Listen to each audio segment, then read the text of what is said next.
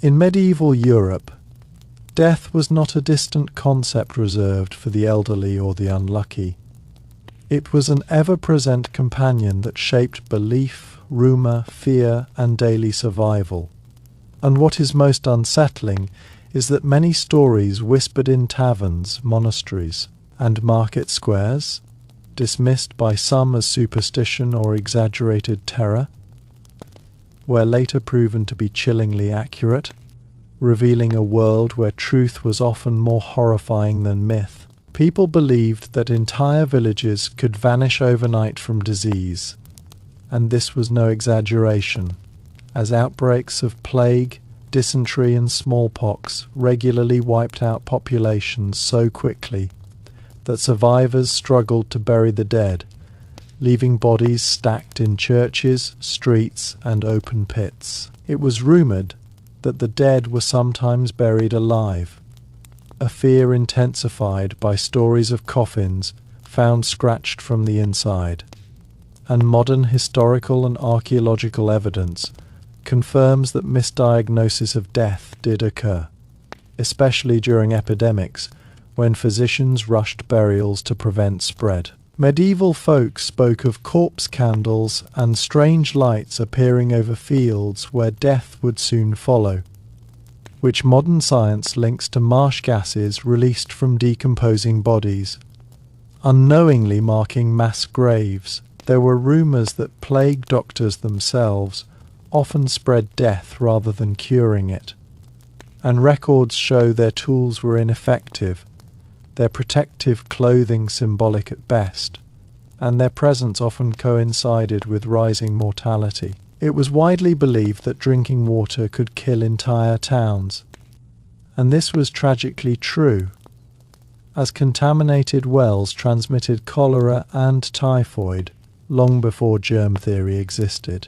People feared monasteries during outbreaks, whispering that once you entered, you rarely left alive. And indeed, many religious houses became death traps where monks cared for the sick without protection, succumbing in large numbers. There were tales of rats invading cities as harbingers of doom, dismissed by elites as coincidence. Yet history confirmed that rat-borne fleas were central to spreading plague. Medieval rumours claimed that bad air, foul smells, and rotting matter caused sickness. And while the reasoning was flawed, these conditions did correlate strongly with disease environments. Execution methods were surrounded by horrifying whispers that some punishments took hours or days, that victims remained conscious far longer than expected. And historical accounts confirm that methods like breaking on the wheel, hanging, drawing and quartering, and burning often resulted in prolonged suffering rather than swift death. There were fears that battlefield wounds were more deadly than the fight itself, which proved true, as infection killed countless soldiers days after combat ended. People believed that hospitals were places to die, not heal, and medieval hospitals functioned more as hospices where recovery was rare and mortality high. Rumours spread that midwives and healers were sometimes blamed for infant deaths and punished brutally, and court records confirm that women were executed for outcomes caused by malnutrition or disease beyond their control. There were stories of mass starvation so severe that people resorted to eating bark, animals meant for labour, and even human flesh, and famine chronicles confirm episodes of cannibalism during extreme scarcity. It was believed that bells rang continuously during outbreaks because deaths were too frequent to mark individually, and church records show non-stop funerals for weeks or months. People feared travelling roads at night, believing sickness and death followed caravans. And this was often true as traders unintentionally spread disease between regions. There were rumours that entire families died locked inside their homes, and municipal laws confirm that infected households were sealed shut, leaving inhabitants to perish within. Medieval parents believed children were especially vulnerable, and might die without warning, and infant mortality rates were catastrophically high, often exceeding 50%. It was whispered that surgeons experimented on the poor and dying, and evidence shows crude procedures were practiced without anesthesia or consent. People believed graveyards overflowed so badly that bones surfaced from the earth, and archaeological sites confirm layers of remains stacked due to lack of space. There were stories that execution crowds sometimes caught diseases from the condemned, which aligns with historical outbreaks following public gatherings. Rumours claimed that bells, prayers, and processions could stop death, yet records show such gatherings often worsened epidemics. Medieval society believed death followed social inequality, striking the poor harder, and data confirms malnutrition and living conditions made survival vastly unequal. There were fears that sleep itself could be deadly during illness, as people sometimes never woke again. And modern medicine recognizes how fevers and respiratory failure caused sudden nighttime deaths. Tales spoke of people dying from simple tooth infections, scratches, or splinters, which modern understanding confirms due to untreated sepsis. It was believed that cold winters and failed harvests guaranteed death the following year, and historical climate data aligns with famine, linked mortality spikes. Rumours warned that touching corpses could kill you, and while misunderstood, this fear reflected real transmission risks. Medieval whispers claimed that once death entered a town, it lingered for years, and demographic studies show populations often took generations to recover. Even the belief that death was everywhere, unavoidable, and watching was not merely poetic fear, it was statistical reality. What makes these medieval death rumours so unsettling is not their darkness, but their accuracy, revealing a world where survival was fragile, medicine was powerless, and truth arrived wrapped in terror, leaving behind a legacy of fear that centuries later still feels uncomfortably real. In the medieval world, rumours about death did not spread simply because people were fearful or ignorant. They spread because people were constantly witnessing proof with their own eyes, and the line between rumour and reality was dangerously thin. One persistent belief was that sickness could sense weakness and deliberately choose its victims, sparing the strong and taking the frail. Yet parish death rolls reveal that malnourished peasants, exhausted labourers, pregnant women, and children died in overwhelming numbers compared to the wealthy, confirming that physical vulnerability truly did invite death more readily. People whispered that once a household lost one member, the rest would soon follow. And this was tragically accurate, as shared bedding, utensils, and cramped living spaces ensured rapid transmission of illness. There were rumours that funerals themselves were deadly events, that attending too many would invite death into your body, and historical patterns show spikes in mortality after large burial gatherings, proving that communal mourning accelerated epidemics. It was believed that bloodletting, a common medical practice, often killed rather than cured, and modern analysis confirms that excessive blood loss weakened already ill patients, hastening death. Medieval townsfolk spoke in hushed tones about doctors who never returned alive from plague wards, and records show physicians died in alarming numbers due to constant exposure and lack of protection. There were stories that prisoners sometimes starved to death unnoticed in dungeons, dismissed as exaggeration, yet castle records confirm inmates were forgotten during wars, sieges, or administrative collapse. People believed fires spread death as much as warmth, since smoke filled homes caused illness, and long-term exposure to indoor smoke is now known to damage lungs and increase fatal respiratory disease. Rumours warned that sleeping on cold stone floors or damp straw could kill you,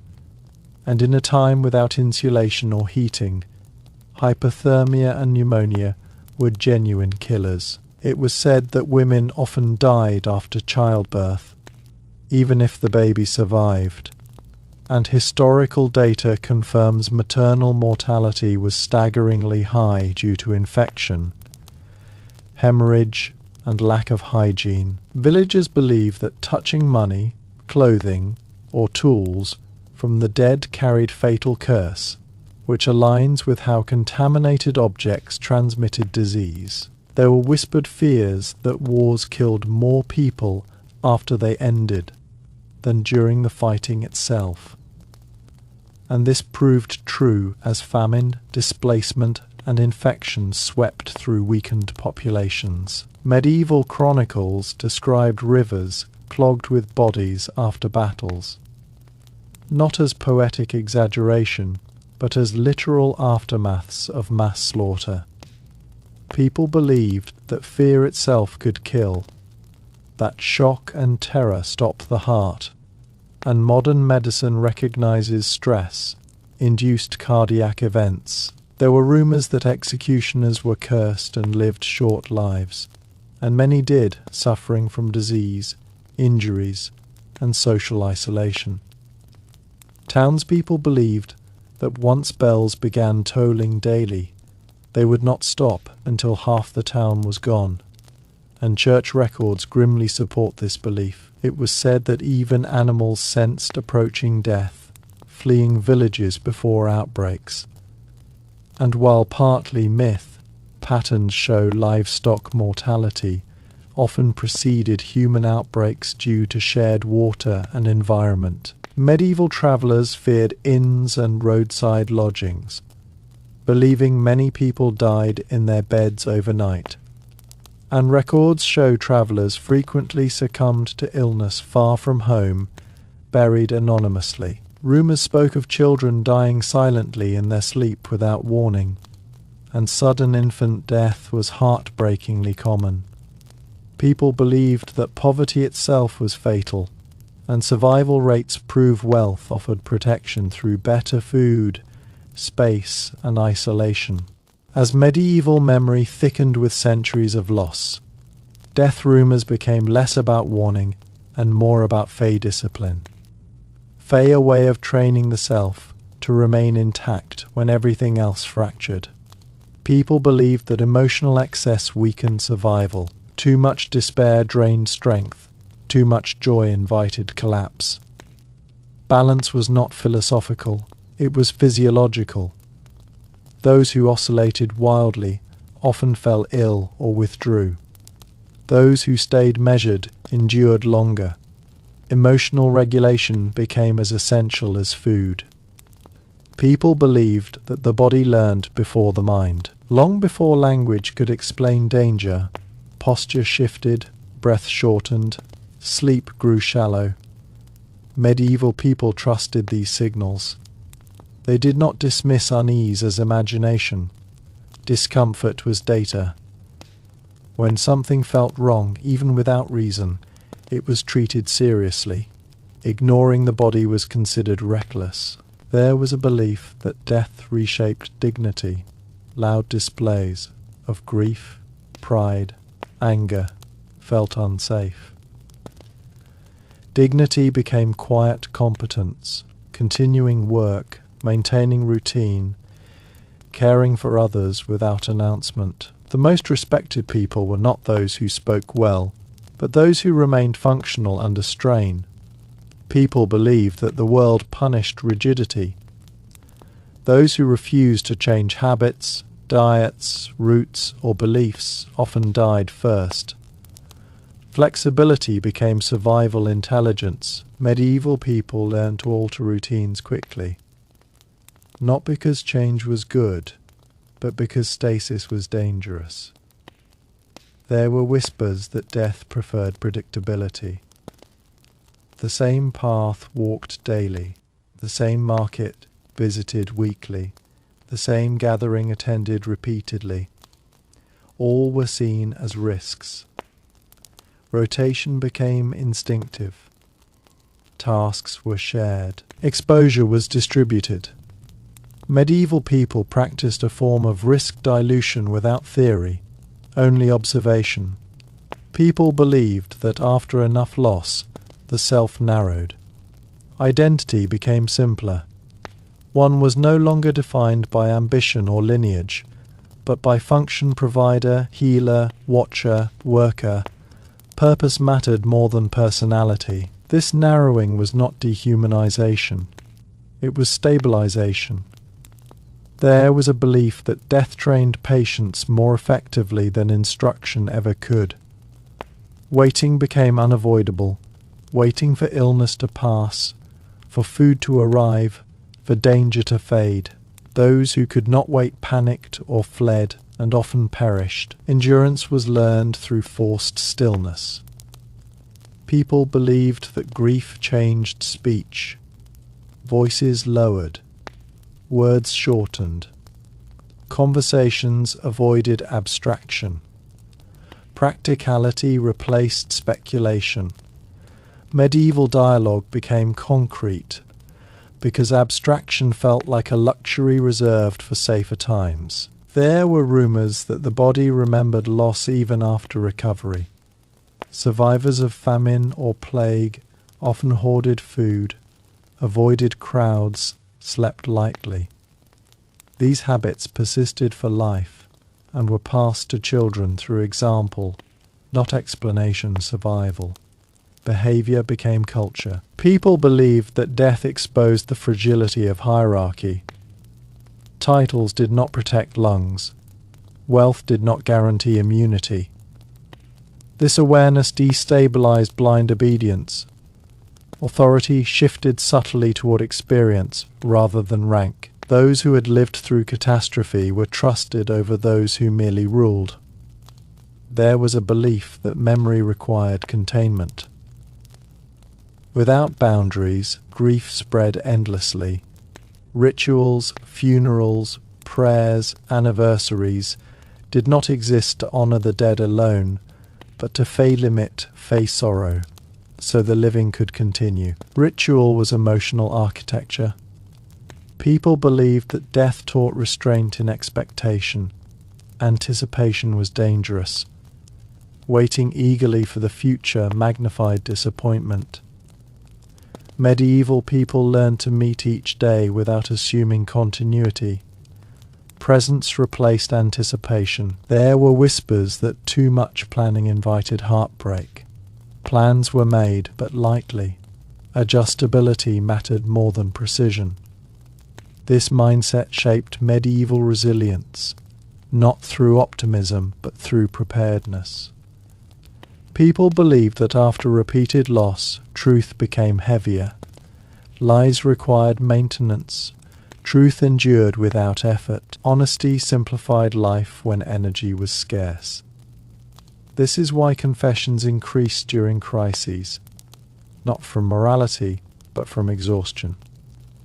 There was a belief that death made people deeply attentive to labour. Work anchored the mind, planting, cleaning, repairing.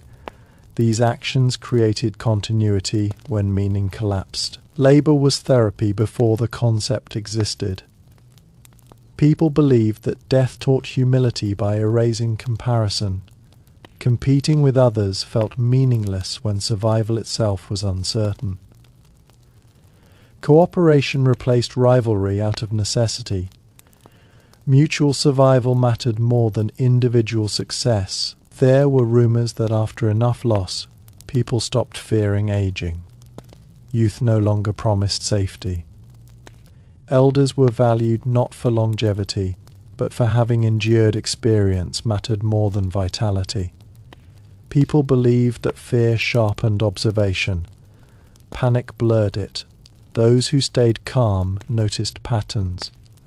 Those who panicked missed signs. Medieval survival favoured steadiness over speed.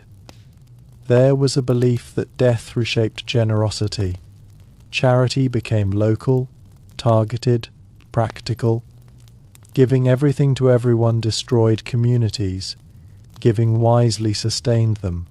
Compassion learned limits. People believed that life after catastrophe felt borrowed. Survivors lived carefully, as if occupying time not fully theirs. This feeling created both gratitude and guilt. Survival felt accidental, not earned. There were whispers that death taught people to live without closure. Not every story ended. Not every question was answered. Acceptance of incompleteness became a core survival skill. People believed that the most dangerous illusion was permanence. Buildings collapsed. Fields emptied. Families vanished.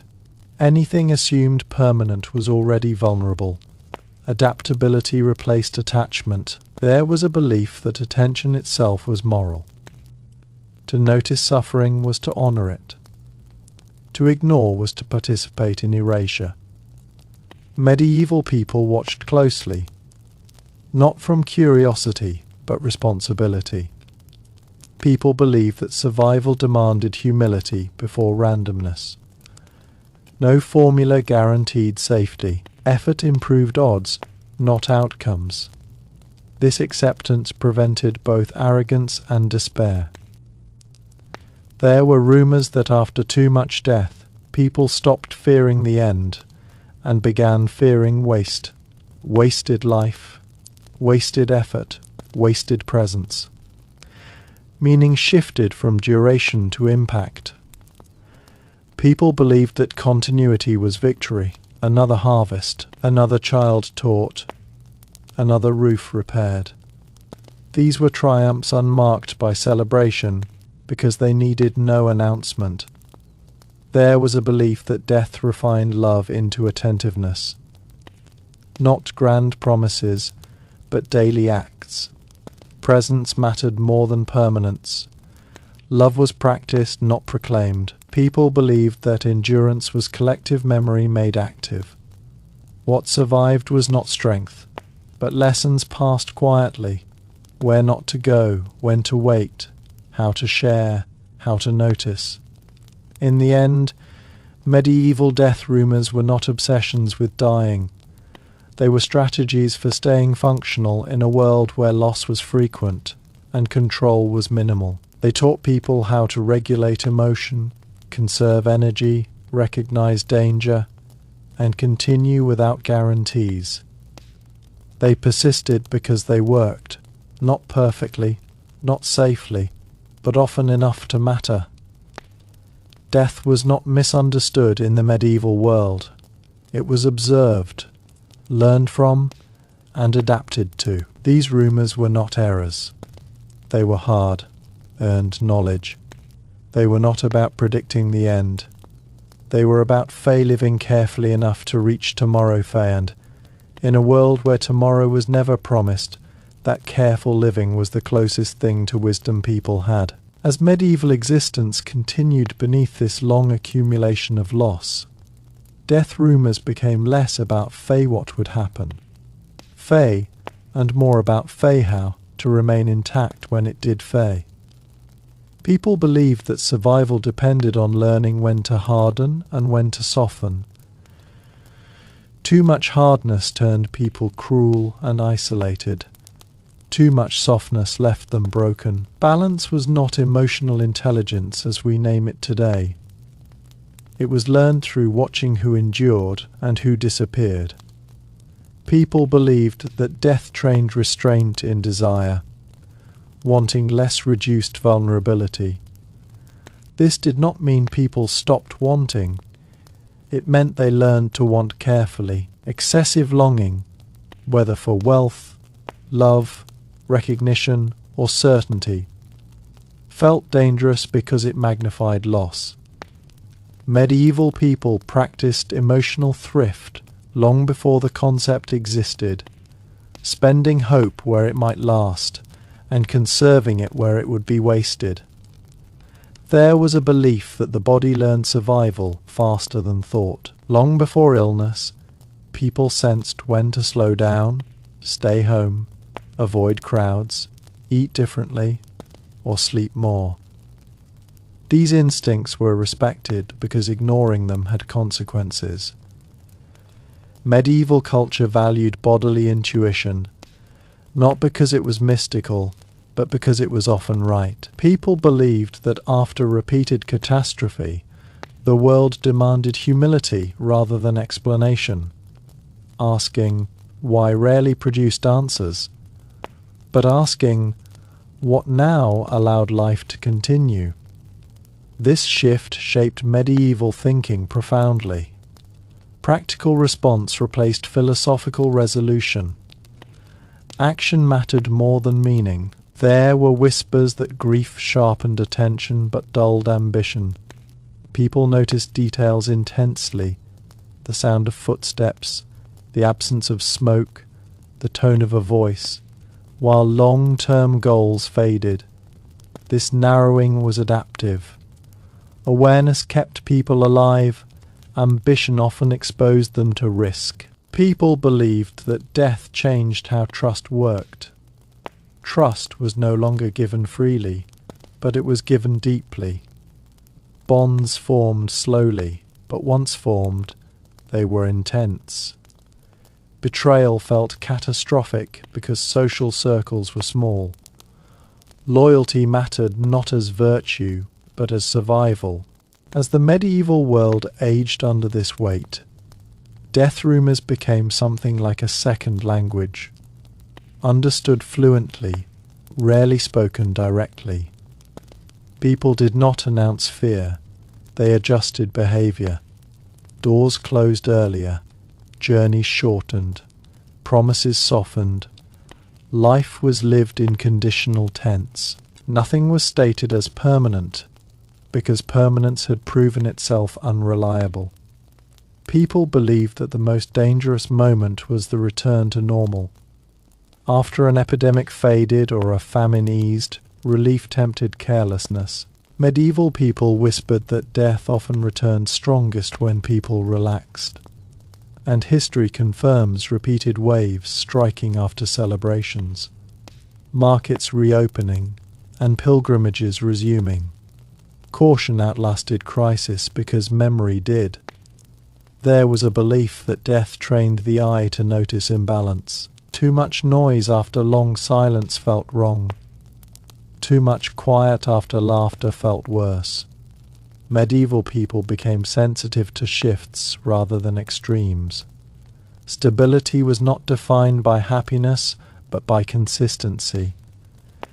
Anything that broke rhythm raised concern. People believed that survival required learning when not to act. Not every problem could be fixed. Not every illness could be fought.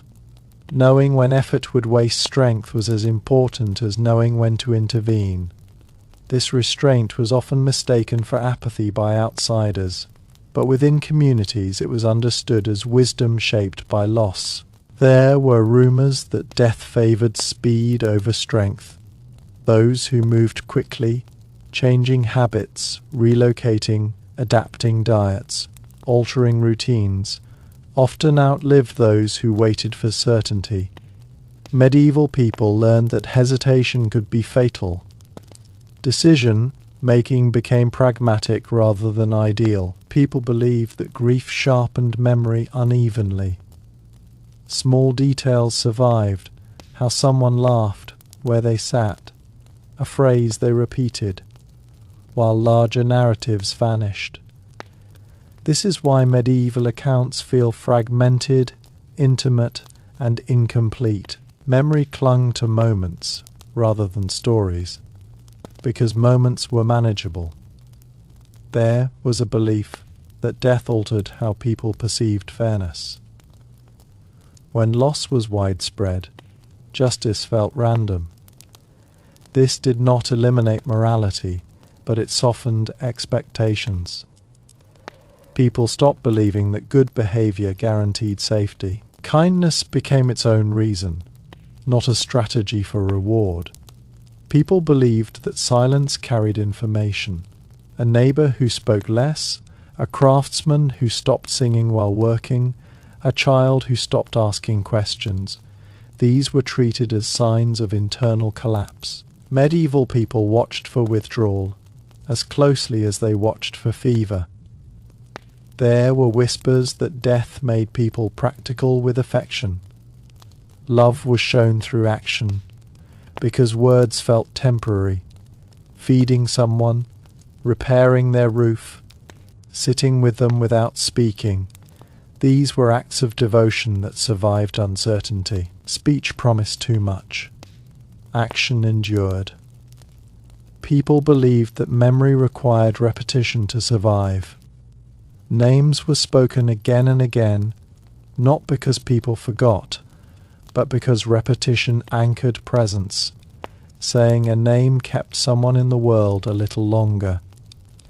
Forgetting felt like a second death. There was a belief that death changed how people imagined legacy. Monuments mattered less than continuity.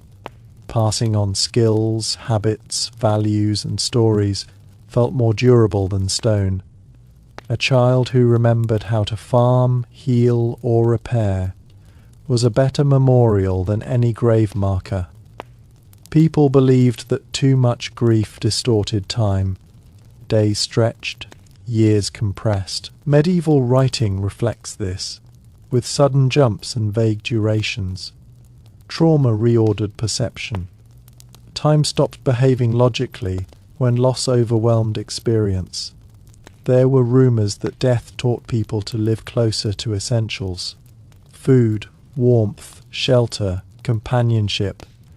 Everything else was optional. This narrowing did not make life bleak. It made it precise. What mattered stood out sharply against everything else that could be lost. People believed that after enough loss, fear transformed into vigilance. Panic faded, observation remained. Medieval people did not live in constant terror. They lived alertly. Fear was not loud. It was disciplined. There was a belief that death reshaped leadership. Those who promised certainty lost trust. Those who acknowledged risk and planned anyway were followed. Authority shifted from confidence to competence. Experience outweighed charisma. People believed that survival was collective. Alone, people disappeared easily. Together, they sometimes endured. This awareness reinforced mutual aid even when resources were scarce. Sharing food, labor, and information increased group survival, even if it reduced individual comfort. There were whispers that the hardest deaths were the ones without witnesses. To die unseen meant being erased. This fear drove people to stay close, even when closeness carried risk. Presence mattered more than safety. In some moments, people believed that memory itself could become dangerous if carried without structure. Rituals existed not only to honor the dead, but to contain grief without structure. Sorrow spread endlessly. Ritual gave grief boundaries so life could continue. There was a belief that death taught moderation in everything. Excess invited attention. Scarcity demanded discipline. Medieval life became careful, measured, intentional, extremes of joy, anger, ambition felt unstable. People believed that the world after catastrophe was never the same world, even if buildings remained. Relationships shifted. Expectations lowered, meaning recalibrated. Survival required accepting that before would not return. There were rumors that endurance was not a personality trait, but a skill learned under pressure. People did not survive because they were stronger. They survived because they adapted repeatedly. Flexibility saved more lives than strength. People believed that death refined listening. Those who listened to silence, to tone, to absence noticed danger sooner. Speech mattered less than attention. Awareness became the most valuable resource. There was a belief that living attentively was a form of resistance. Paying attention honoured what remained. Carefulness was not weakness. It was defiance in a world that erased people casually. People believed that after repeated loss, life felt provisional. Nothing was guaranteed. Not tomorrow, not harvest, not reunion. This awareness did not stop people from living. It changed how they lived.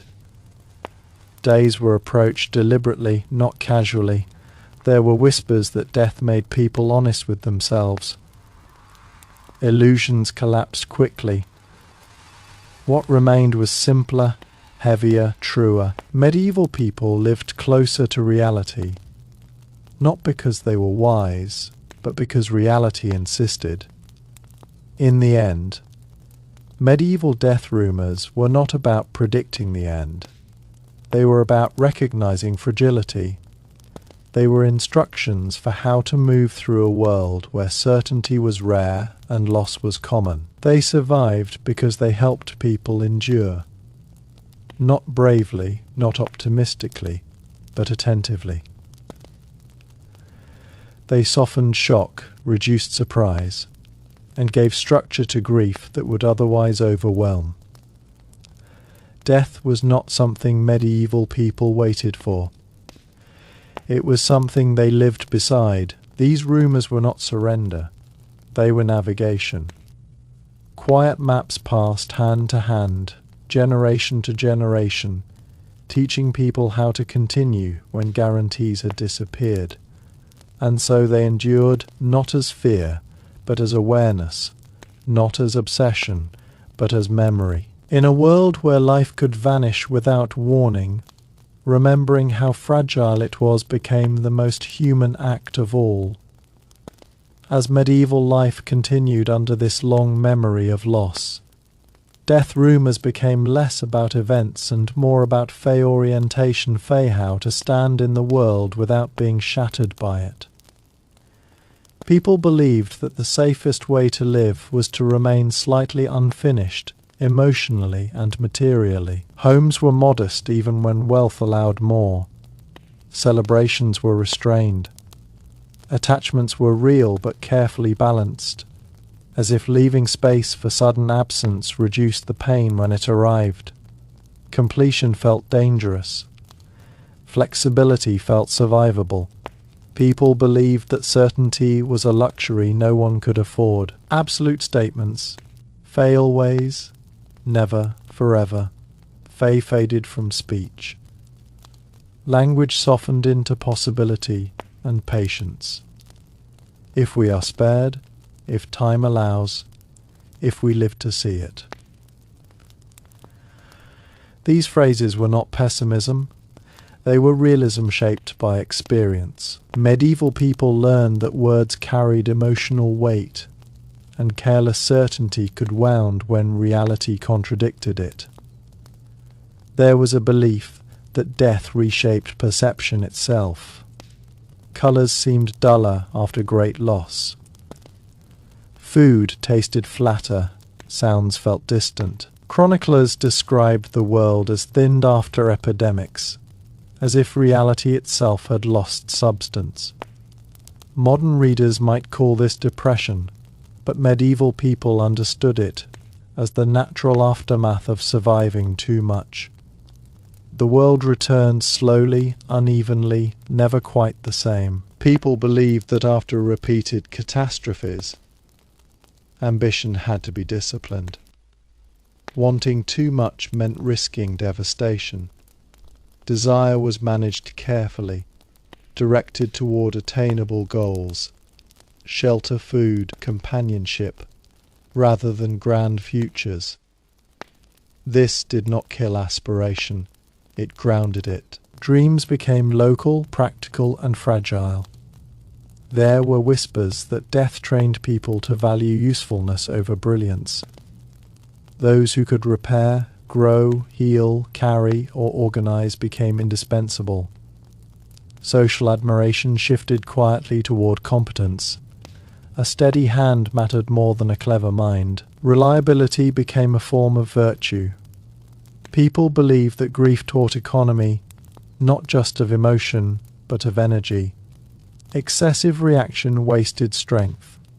Medieval people learned to ration sorrow the way they rationed food. Not every loss could be mourned fully. As medieval awareness deepened, death rumours transformed into something almost invisible. Assumptions so embedded in daily life that they no longer needed to be explained. People acted on them without conscious thought, the way one avoids fire, without debating its danger. Death shaped posture, tone, pace. People walked differently in years of heavy loss. Shoulders slightly forward, eyes trained on the ground or the horizon rather than each other. Chroniclers note this posture indirectly, describing towns that felt bent or lowered, as if the weight of absence pressed physically on the living. People believed that once death became frequent, imagination itself narrowed. Fantasies of distant lands, great achievements, or lasting peace felt unrealistic, even childish.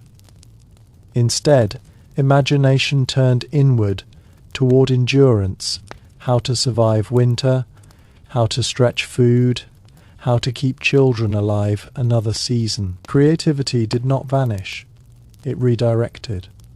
Songs became repetitive and soothing. Stories became cyclical, ending where they began. Stability mattered more than novelty. There was a belief that too much explanation weakened resolve. Asking endlessly why death came did not prevent it, and often deepened despair. Medieval people learned to accept uncertainty as a condition of life, not a flaw to be fixed. This acceptance was not passive, it was disciplined. Energy saved from unanswered questions was redirected into action, burying, caring, rebuilding, continuing. People believed that death tested attention. Those who noticed early signs, fatigue, silence, disruption, sometimes acted soon enough to survive. Those who ignored patterns out of denial often perished. Awareness became a moral responsibility. To notice was to honor life.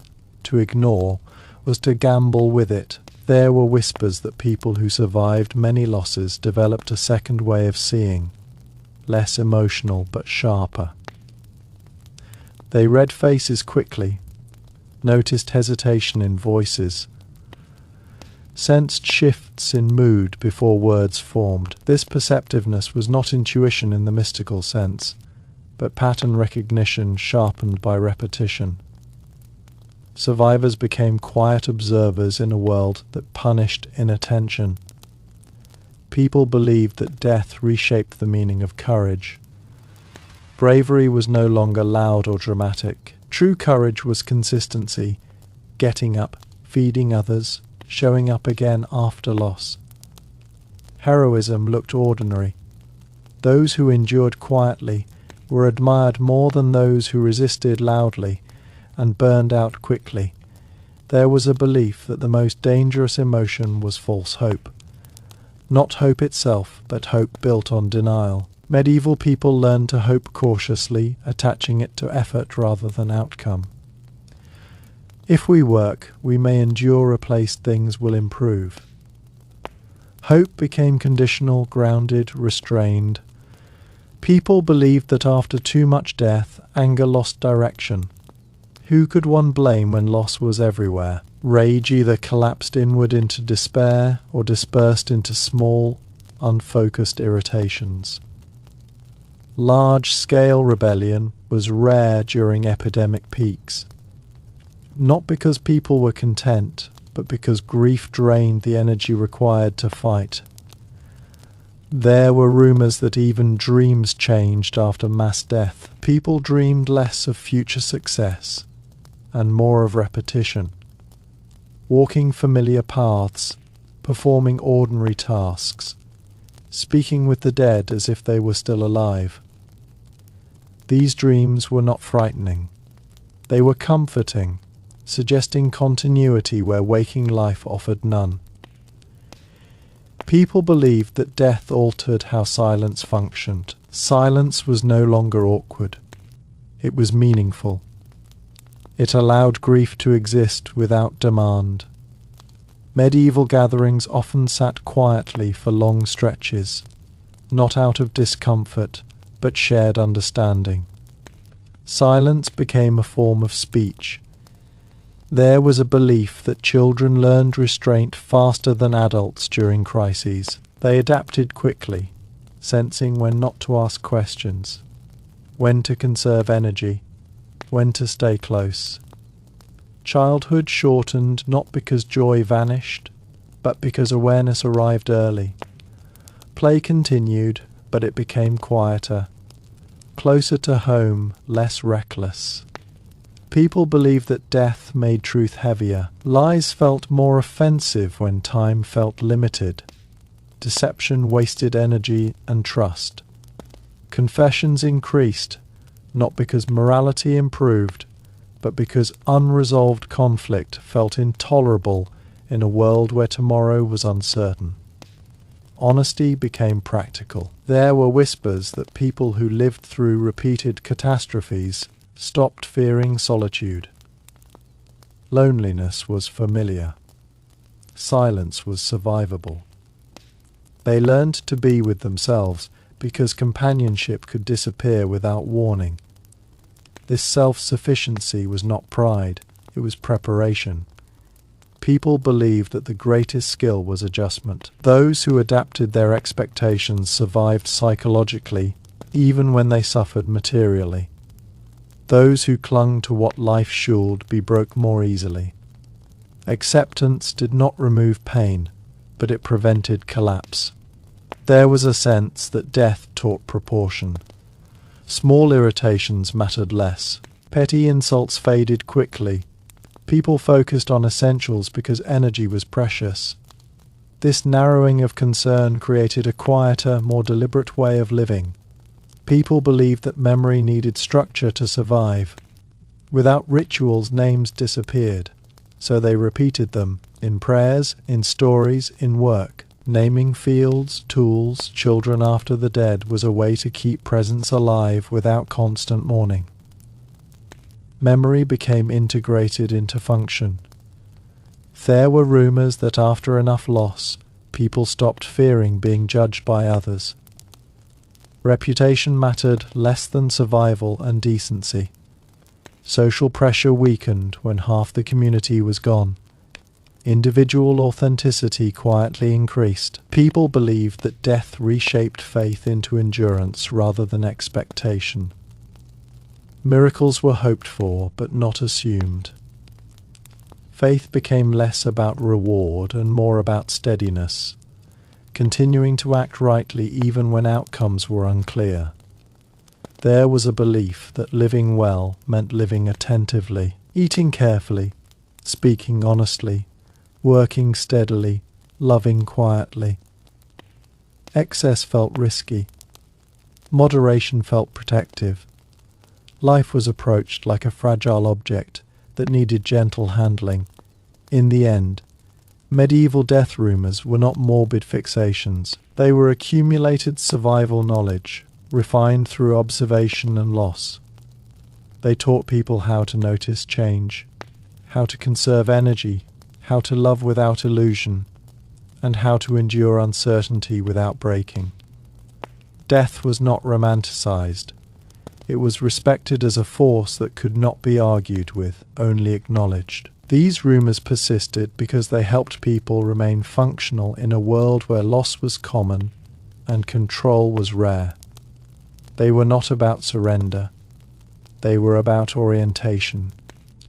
How to stand, how to move, how to continue when certainty vanished. In that way, medieval death rumours were less about dying and more about staying alive long enough to matter, even briefly, in a world that erased people easily. And so they were repeated, not loudly, not dramatically, but steadily, passed from generation to generation, like quiet instructions.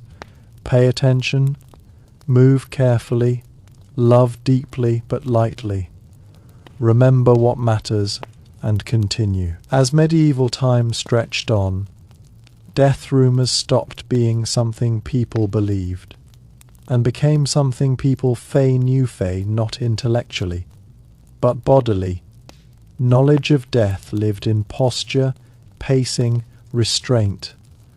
People learned when to pause before speaking, when to lower their gaze, when to conserve breath and emotion. These habits were not taught formally. They were absorbed through watching who survived and who vanished. People believed that a life lived too loudly was more fragile. Excess of speech, movement, desire felt like drawing attention in a world that punished visibility. Modesty became more than virtue. It became camouflage. Medieval people learned to blend into routine, to avoid extremes, to exist without provoking fate. This was not fear, it was calibration. There was a belief that the body carried a memory of previous catastrophes, even when the mind tried to forget. People flinched at certain sounds, bells, carts, coughing, not because they feared noise, but because sound had once meant loss. These reactions passed from parent to child without explanation. Trauma became inheritance, not story. People believed that when death became constant, meaning had to be rebuilt smaller. Grand explanations collapsed. Why did this happen? Why them? Why now? These questions exhausted people. Instead, meaning was found in continuity, baking bread again, opening the door each morning, planting even when harvest was uncertain. Repetition became defiance. There were rumours that after too much death, people stopped romanticizing suffering. Pain was not noble, it was destructive. Endurance was admired, not because it was beautiful, but because it allowed life to continue. Medieval morality shifted quietly from idealism to pragmatism. What worked mattered more than what sounded virtuous. People believed that the dead shaped the rhythm of the living. Work slowed in certain seasons, not because of weather alone, but because those months carried memory. Entire communities moved differently during anniversaries of famine or plague. Time was emotional as much as chronological. There was a belief that death sharpened fairness in unexpected ways. When loss was widespread, privilege felt fragile. Wealth still mattered, but it no longer promised safety. This awareness softened arrogance in some and hardened desperation in others. Social lines blurred not from equality, but from shared vulnerability. People believed that after repeated loss, the world felt unfinished. Projects remained incomplete, conversations unresolved, lives interrupted. This incompleteness became normal. Medieval people learned to live without closure. Acceptance replaced resolution as the default. As the medieval world continued to turn beneath this constant shadow, death rumours stopped functioning as warnings and became a kind of shared intuition, an unspoken literacy in loss. People no longer needed dramatic signs to know something was wrong. They sensed it in pauses, in altered routines, in the way voices lowered without being told to. A market that opened late, a priest who rushed prayers, a midwife who stopped visiting certain homes. These were signals more trusted than proclamations. Death announced itself indirectly, and medieval people learned to listen. There was a belief that too much certainty invited disaster. Those who spoke confidently about long plans, distant journeys, or future prosperity were quietly pitied, not admired. History had taught people that confidence aged poorly. Survival favoured flexibility, not conviction. Medieval people learned to hold plans loosely. To prepare emotionally for interruption, hope was allowed, but only if it could survive disappointment. People believed that the body carried warnings long before illness showed itself. A sudden heaviness, loss of appetite, indifference to routine, or an unexplained fatigue were taken seriously. These sensations were often framed spiritually, but they reflected real physiological stress responses. Medieval people trusted the body more than words. When someone said, "I feel wrong," it was not dismissed. There were rumours that death could be smelled before it arrived. Not only decay, but a metallic sharpness in the air, a dampness that clung to walls and clothing. While framed mystically, this reflected real changes in sanitation, rot, overcrowding, and stagnant air. Environment and mortality were inseparable. People learned to read space as carefully as faces. It was believed that once people stopped cleaning their homes thoroughly, death was close. Not because dirt caused death alone, but because exhaustion had already set in. Cleanliness required energy, and when that energy disappeared, it meant people were already losing the will or ability to resist decline. Abandonment of routine was treated as a serious sign. People believed that grief was contagious, not magically, but socially. One death led to silence. Silence led to withdrawal. Withdrawal led to neglect. Entire households declined. Not from disease alone, but from the collapse of care. Medieval people observed that despair killed as effectively as infection, even if they lacked the language to describe it. There were whispers that once people stopped telling stories, something essential had broken. Storytelling was how memory circulated, how meaning survived loss. When stories disappeared, death felt final in a deeper way. Chroniclers note years where events are recorded without narrative, only facts.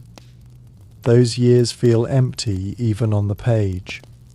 People believed that after enough death, the future felt morally uncertain. Why build? Why teach?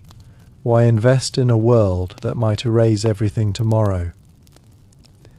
This question haunted medieval society quietly. Some responded by clinging harder to faith. Others withdrew into routine. Others pursued pleasure urgently. Death rumours shaped not just fear, but philosophy. It was believed that children raised among constant loss learned observation over expression. They watched adults carefully, sensing when not to ask questions, when not to cry, when not to expect comfort. These children grew into adults described as reserved, steady, and inward. Trauma became temperament. People believed that death reshaped love into something quieter but deeper. Affection was shown through action rather than words, shared food, repaired clothing, silent presence. Verbal expressions of love were rarer, not because feeling was absent, but because speech felt fragile. Actions survived longer than promises. There were rumours that after repeated catastrophes, people stopped believing in endings. Death did not feel like a conclusion, only a continuation of absence. Grief had no clear boundary. Mourning blended into daily life until it was indistinguishable from routine. Medieval people learned to carry loss rather than resolve it.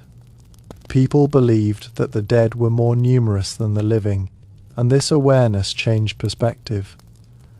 Individuals felt small, temporary, easily replaced. Ego softened not through humility, but through statistical reality. This did not make life meaningless. it made it urgent in a quieter way. It was believed that memory became sacred because it was the only thing death could not immediately destroy. Names mattered, dates mattered, even brief records mattered. Writing became an act of defiance, not against erasure. To be remembered was to resist complete disappearance. People whispered that death taught patience, because resistance often failed.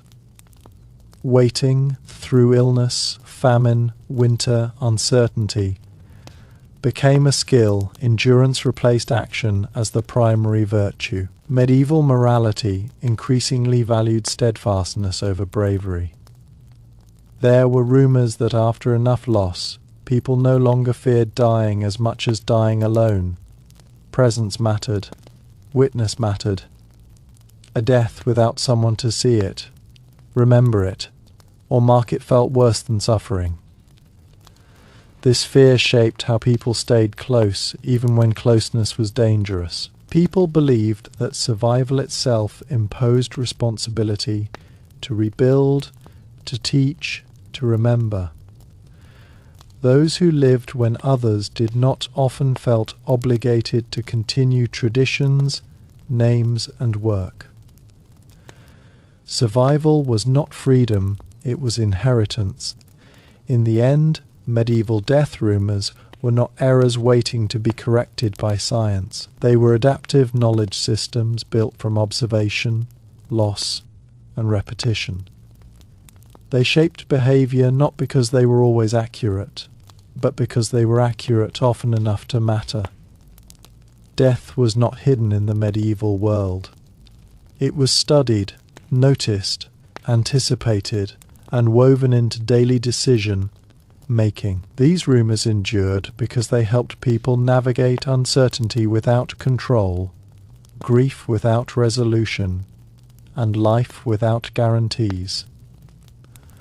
They were not stories about how to die, but about how to keep going when death was always nearby, watching, waiting, and shaping everything in its quiet, relentless way. As medieval life pressed onward beneath this unyielding awareness, death rumors became less about fear and more about orientation, ways of knowing where one stood in a world that could collapse without warning. People believed that when routines became automatic rather than intentional, danger was near. Habit signaled exhaustion, and exhaustion meant vulnerability. If prayers were spoken without attention, meals eaten without hunger, work done without care, it was believed the spirit had already begun withdrawing. This was not mysticism so much as recognition that detachment often preceded physical decline. There was a belief that the living unconsciously prepared for death by simplifying their lives. People reduced possessions, limited social circles, and focused on essentials long before illness appeared. What looked like humility was often anticipation. Medieval wills show people dividing goods years before death, not because they were old, but because they had learned that readiness mattered more than timing.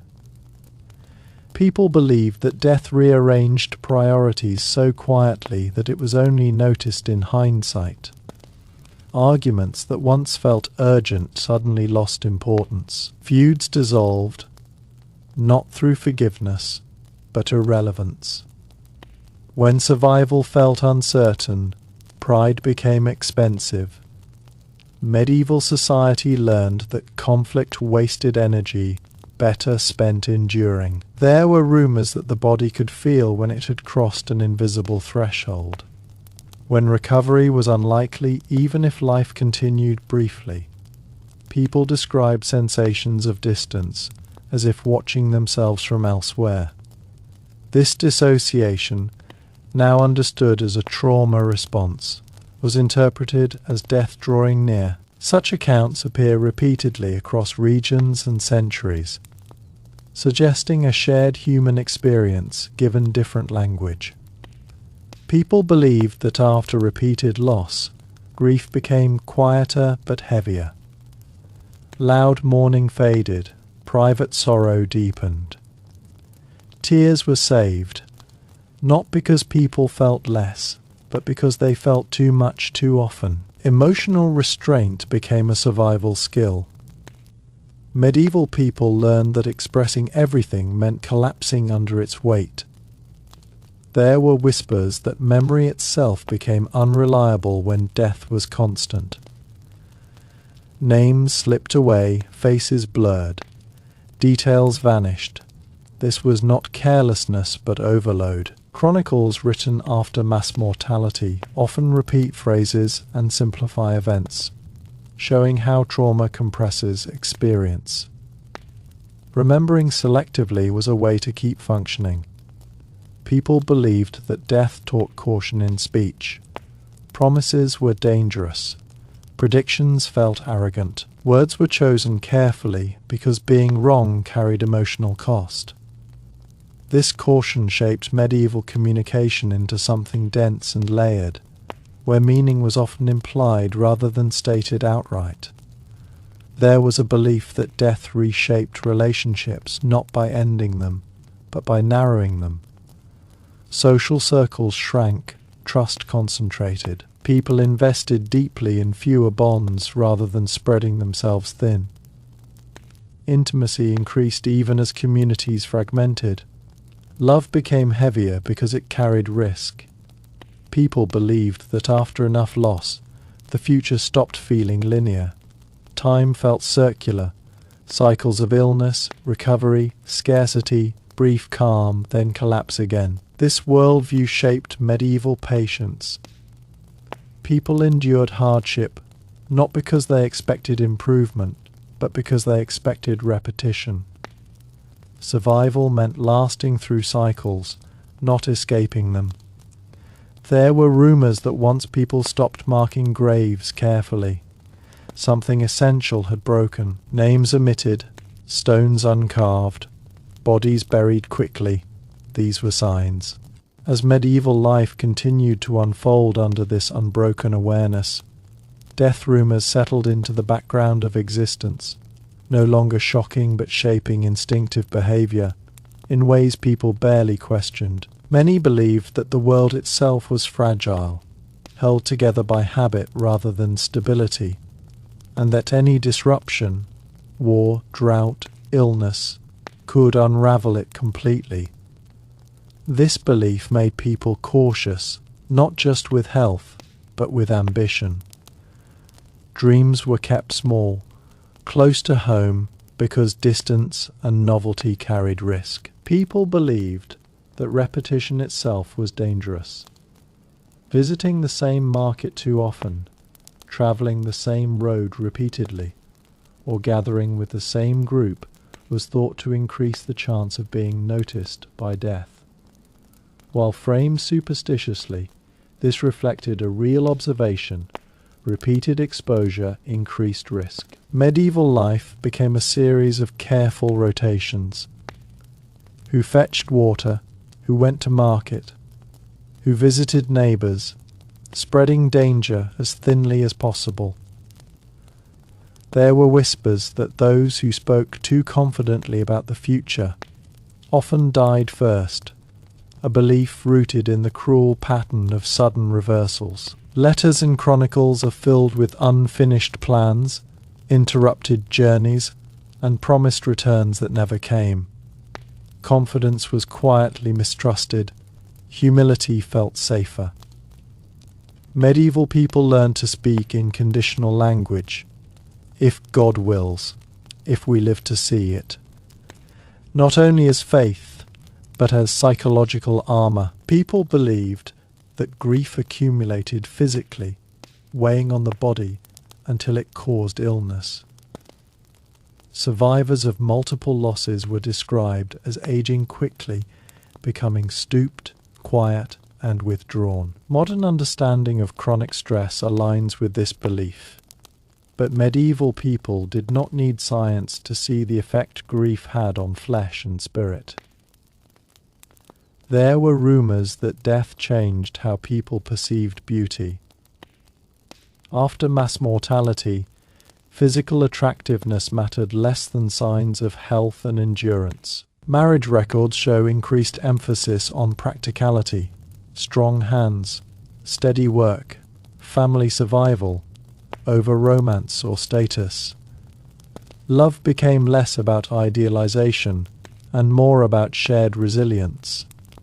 Medieval communities believed that too much remembrance could be as dangerous as forgetting. Memorials were simple, names repeated quietly in prayer rather than carved in excess, because dwelling too deeply on loss risked paralysis. Yet forgetting entirely felt like betrayal. Society balanced uneasily between memory and movement, never fully comfortable with either. People believed that once a place lost its children, it was truly dead. Records show that villages with collapsing birth rates were abandoned even if adults remained. Children represented continuity. Without them, the future felt sealed. Medieval death rumours often focused on children not because of sentimentality, but because their loss signalled irreversible decline. There were whispers that people could feel death approaching long before illness appeared.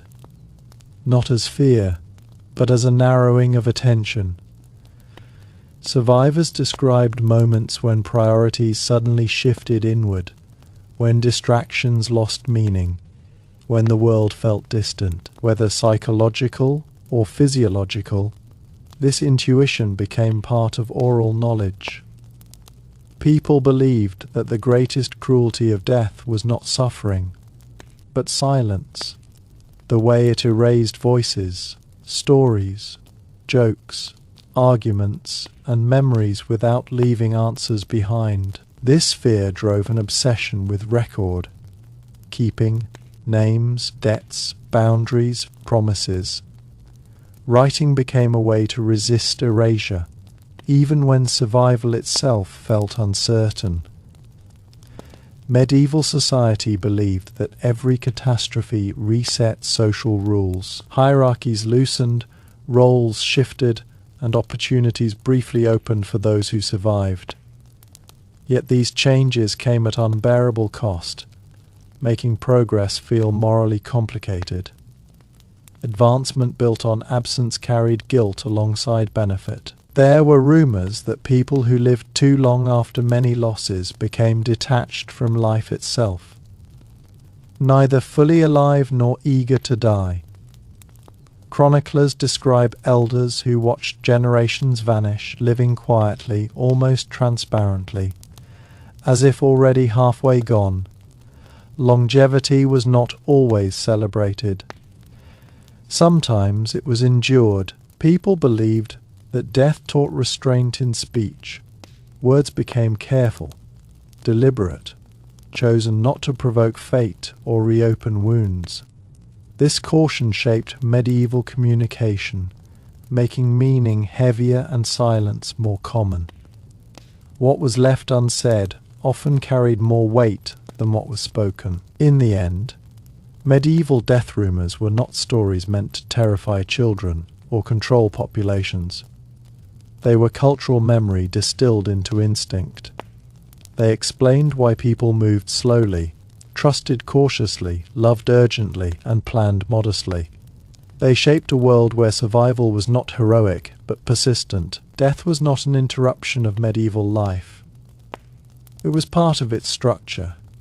These rumours endured because they described reality accurately enough to guide behaviour, soften shock, and prepare minds for loss that could arrive without warning. To speak of death was not to invite it, but to acknowledge its presence honestly. In doing so, medieval people found a way to keep living, not bravely, not confidently, but attentively. One fragile season at a time, as medieval centuries wore on, death rumours became woven so tightly into everyday thinking that people no longer separated them from common sense. They were not spoken dramatically, they were assumed. People believed that survival depended less on courage and more on awareness. on noticing when patterns shifted, when routines broke, when silence lingered too long.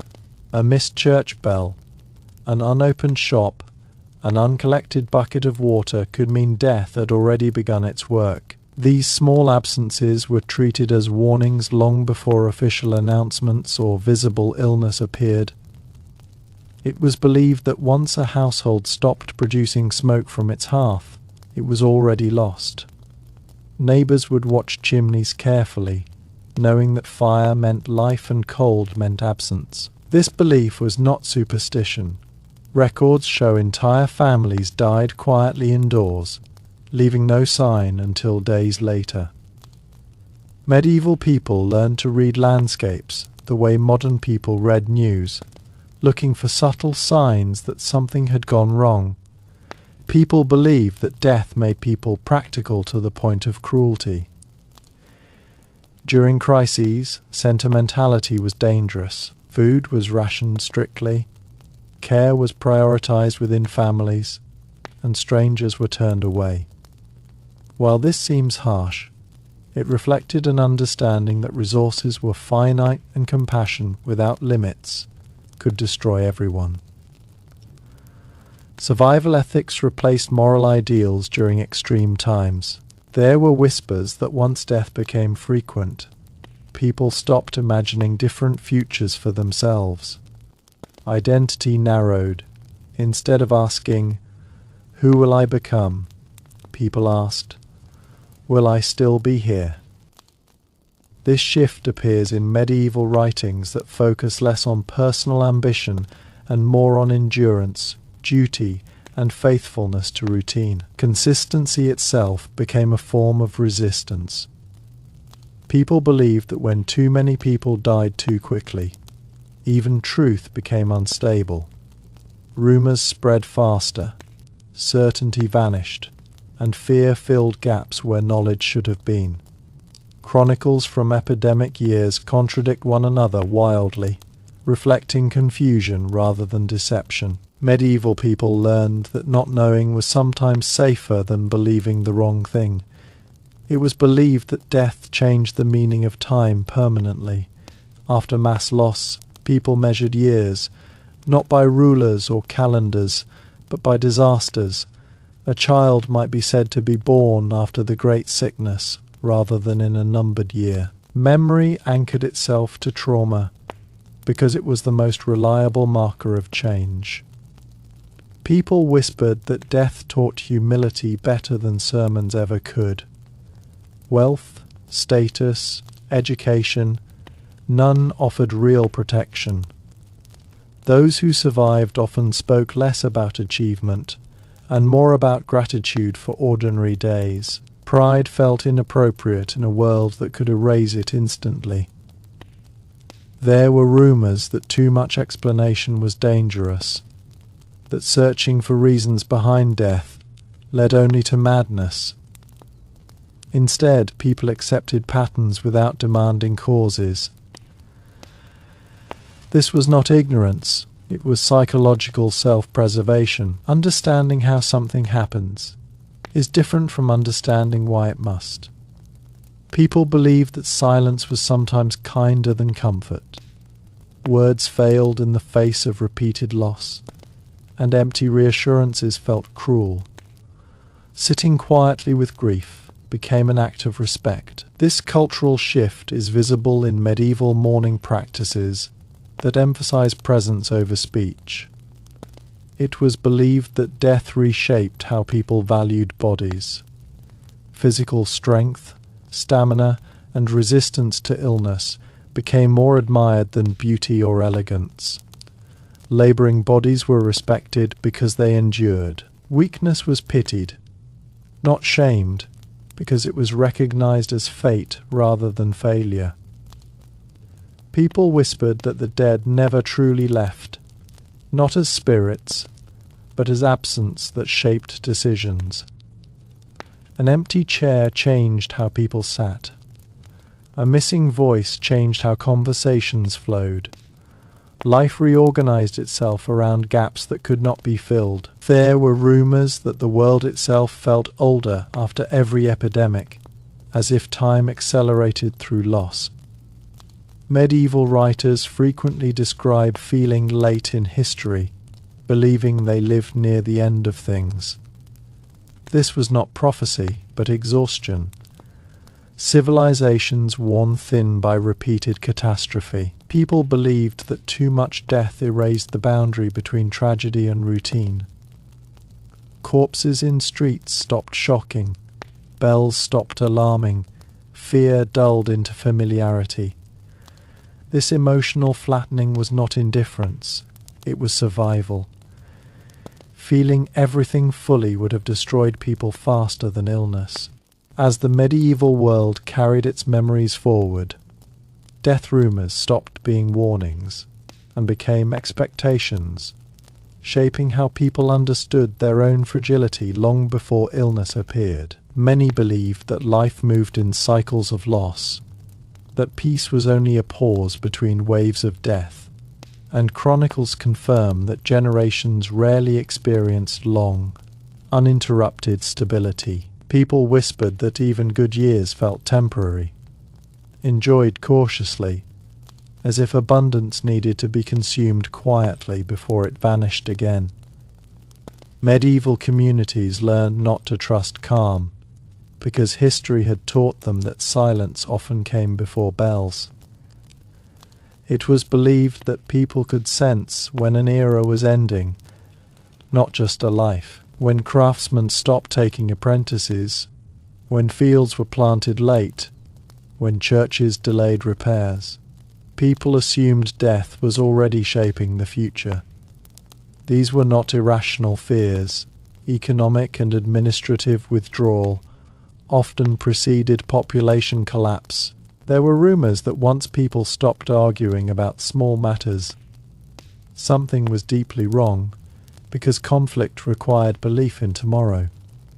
Records describe towns growing eerily cooperative shortly before disaster, as if instinctively conserving energy. People believed that children learned fear before language during plague years, absorbing anxiety through tone, silence, and hurried gestures. Childhood games changed, becoming quieter and shorter, and toys recovered from archaeological sites grow simpler during crisis periods. Medieval parents believed teaching children songs about death was practical, not cruel, because familiarity softened shock. Lullabies and rhymes from the period are filled with loss, sleep, and departure, reflecting this early education in impermanence. There were whispers that time itself behaved differently around mass death, that days blurred together and seasons lost their meaning. Diaries and chronicles confirm this distortion, with vague dates and repeated phrases like soon after or not long later, suggesting that when loss was constant, precision became irrelevant. People believed that memory compressed tragedy, turning months of suffering into a single, heavy recollection. Medieval people believed that after too much death, morality became situational. Theft was forgiven if driven by hunger, desertion excused if fear was overwhelming, and rules bent in the name of survival. Legal records from epidemic years show reduced enforcement and delayed punishments, reflecting a society temporarily reshaped by necessity. People whispered that law could not function when death outpaced judgment. There were rumors that even faith transformed under relentless loss, not disappearing but narrowing. People prayed less for miracles and more for endurance, less for salvation and more for strength. Religious texts copied after major epidemics emphasized suffering, patience, and humility over triumph or reward. Medieval belief adapted not to explain death, but to coexist with it. People believed that places remembered death even when people tried to forget. Roads avoided, houses left empty, fields left unplanted. These absences lasted generations. Archaeological surveys confirm long-term avoidance of certain sites, long after danger passed. Memory shaped geography as much as rivers and walls. There were whispers that the dead outnumbered the living so greatly that society itself felt temporary, as if civilization could disappear as easily as a family. This belief fed a quiet urgency to marry, to work, to pray, to build, because everything felt provisional. Medieval people believed permanence was an illusion reserved for stone, not flesh. It was said that the most frightening deaths were not violent or sudden, but ordinary.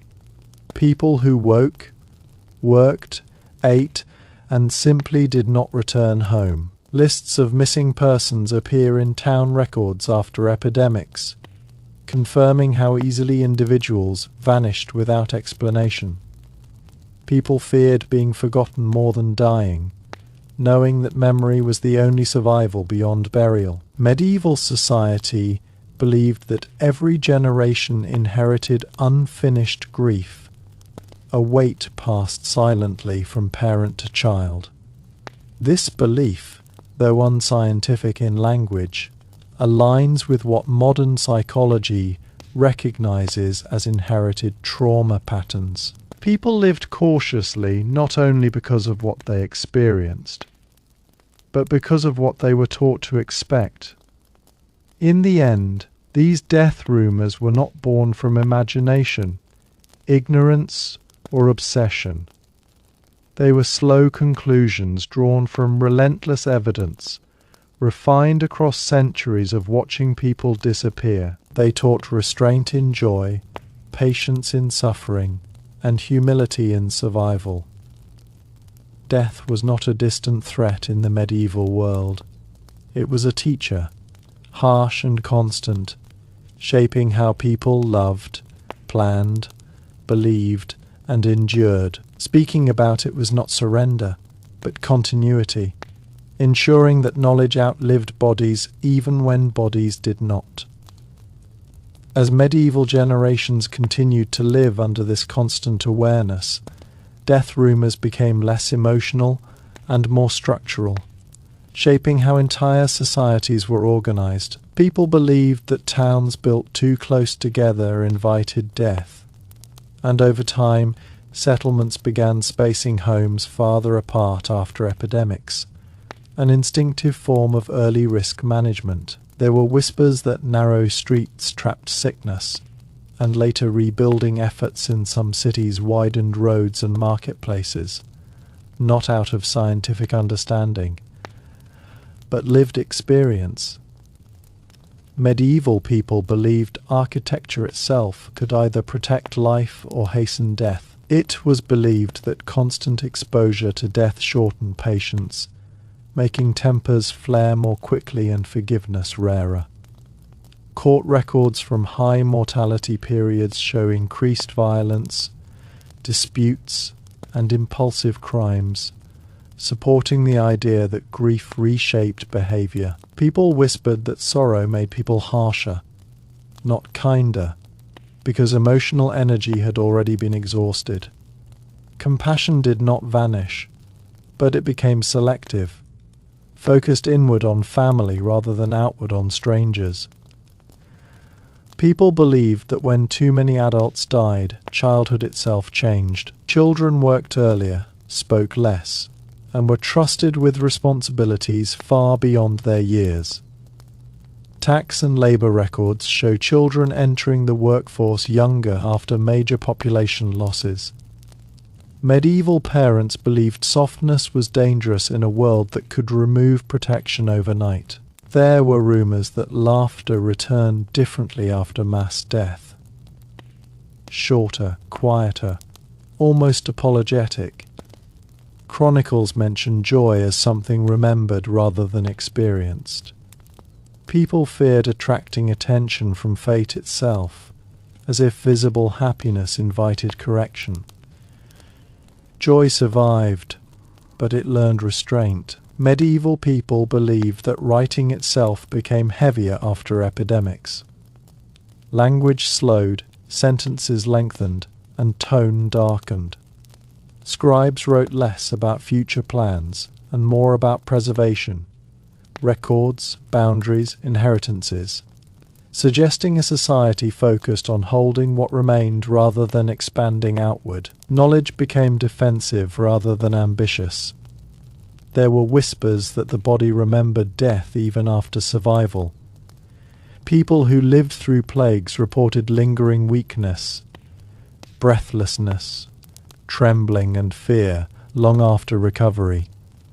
Though unnamed, these were early descriptions of long-term post-illness conditions. Survival did not mean restoration. It meant adaptation. People believed that silence could be safer than speech. Because gatherings invited risk, conversation became shorter, visits fewer, trust slower. Social bonds narrowed, deepened within households, while weakening between them. Medieval society became more inward, facing after repeated loss. There were rumours that death changed how time was valued. Hours mattered less than seasons. Urgency replaced precision. Life was measured in before and after events rather than dates. Records increasingly anchor events to disasters. The year of the Great Sickness. The winter after the famine, showing how death reorganized memory itself. Medieval people believed that planning too far ahead was dangerous optimism. They focused on survival skills rather than dreams, storing food, repairing tools, reinforcing shelters. Ambition became practical rather than visionary. Stability mattered more than progress. It was believed that the worst cruelty of death was not pain, but interruption. Lives cut mid-sentence, plans abandoned, skills lost, unfinished work filled medieval landscapes, half-built churches, abandoned roads, unharvested fields. These were not symbols, but consequences. People believed that after enough loss, death stopped feeling personal and became environmental, like weather, unavoidable, unpredictable, and beyond control. This belief did not reduce grief, but changed how it was carried. Mourning became quieter, internal, woven into routine rather than ritual. There were whispers that survival itself felt undeserved. Letters and confessions revealed guilt among those who lived when others did not. Medieval people struggled with the randomness of death, sensing injustice even when faith demanded acceptance. In the end, medieval death rumours were not expressions of fear alone, but frameworks for endurance. They helped people recognise patterns, set expectations, and prepare emotionally for loss that could not be prevented. These stories were repeated not to frighten, but to normalise the unbearable. Death was not merely something medieval people anticipated, it was something they integrated. It shaped how they built, loved, worked, remembered, and spoke. The rumours endured because they were accurate often enough to trust, and because forgetting them would mean relearning the same lessons through suffering. In a world where certainty was rare, death was the one constant people learned to understand deeply, not to defeat. As medieval memory stretched across generations, death rumours became almost philosophical, shaping how people understood time, purpose, and meaning itself. Many believed that life shortened after every great catastrophe, that the world was slowly exhausting itself of breath. And while this was framed as divine decline, demographic records do show repeated population crashes that made recovery feel impossible within a single lifetime. People whispered that those born during plague years carried a different temperament, quieter, more serious, less trusting of abundance. And personal accounts describe children shaped early by scarcity and silence. It was believed that laughter itself could feel dangerous after mass death. as if joy tempted fate, and communities often avoided celebration long after danger passed. Medieval people believed that hope had to be rationed carefully, because hoping too strongly made loss unbearable. There were rumours that grief never truly ended, only learned to live quietly beside daily tasks. A sentiment echoed in letters where sorrow is mentioned casually, almost routinely. People believed that memory faded faster during times of mass death, not because people forgot willingly, but because the mind could not hold so many faces at once. It was said that after too many funerals, names lost meaning, becoming numbers instead, and historical records confirm a shift from personal storytelling to numerical tallies of the dead. There were whispers that the dead shaped the behaviour of the living long after burial, influencing where people walked, settled, or built homes, and entire districts were avoided for generations due to remembered suffering. Medieval communities believed that silence was a form of respect, but also a shield, because speaking too openly about loss reopened wounds that never healed fully. People believed that those who survived famine or plague became more cautious with food, possessions, and affection, afraid abundance might vanish without warning. There were rumours that death taught humility more effectively than religion, because nothing erased status faster than disease. Nobles, priests, merchants, and peasants lay together in mass graves, making equality undeniable in death if not in life. Medieval people believed that justice felt hollow during mass mortality, as punishment and reward seemed random, challenging deeply held beliefs about order and morality. It was whispered that after entire families vanished, homes felt haunted not by spirits, but by absence. Chairs unused, tools rusting, names no longer spoken.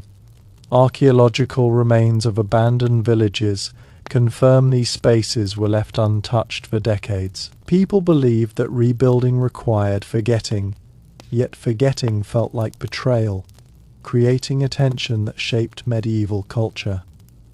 There were rumours that songs slowed after plagues, melodies stretching longer, voices softer, and music historians confirm shifts toward more somber tones and themes. Medieval people believed that art became darker because it reflected reality, not imagination, and surviving artwork is filled with skeletal figures, fading bodies, and reminders of mortality. People whispered that once death became familiar, fear transformed into resignation, a dangerous calm that made people accept suffering as inevitable. There were accounts of individuals refusing care or aid, believing resistance was pointless, revealing early signs of what we now call learned helplessness. Medieval parents believed teaching children too much hope was cruel, as the world might not allow it to survive. People believed that survival carried obligation, to remember, to rebuild, to bear witness. Yet many felt unequal to the task. There were rumours that the heaviest burden was not hunger or illness, but watching others die without being able to help. Caregivers, clergy, and family members often died later not from disease, but from exhaustion and despair. Medieval society believed that death shaped morality by stripping life down to essentials: food, warmth, companionship, while everything else felt temporary. People believed that love became more urgent because time felt fragile, leading to quick marriages and large families despite the risk. There were whispers that people stopped planning far into the future, focusing instead on seasons rather than years, a shift reflected in records that grow shorter and more immediate. Medieval people believed that death taught patience not through wisdom, but through waiting for illness to pass, for harvest to return, for streets to fill again. In the end, what we call medieval death rumours were not superstition, exaggeration, or obsession. They were accumulated knowledge, shaped by constant exposure to loss, refined through observation rather than theory. These rumours survived because they described reality more honestly than comfort ever could. They taught people when to fear, when to let go, and when hope itself might become dangerous. In a world where life could vanish overnight, speaking about death was not surrender. It was memory, warning, and endurance. Death was not merely an ending in the medieval world.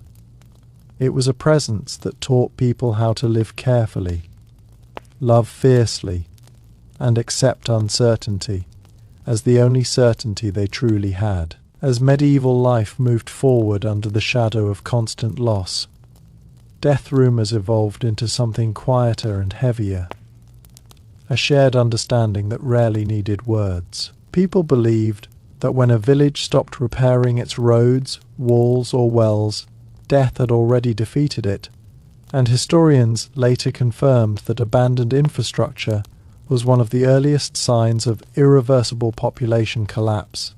There were whispers that when marriages stopped being celebrated and were instead treated as practical arrangements, fear had replaced joy, a shift visible in marriage records that become shorter, colder, and purely contractual after major epidemics. Medieval people believed that children born after mass death were raised differently, not shielded, not indulged, but prepared early for hardship, and accounts describe children taught silence, obedience, and endurance over curiosity or play. It was believed that memory itself became selective, clinging to the most painful moments, while everyday happiness faded, and trauma studies now confirm this pattern.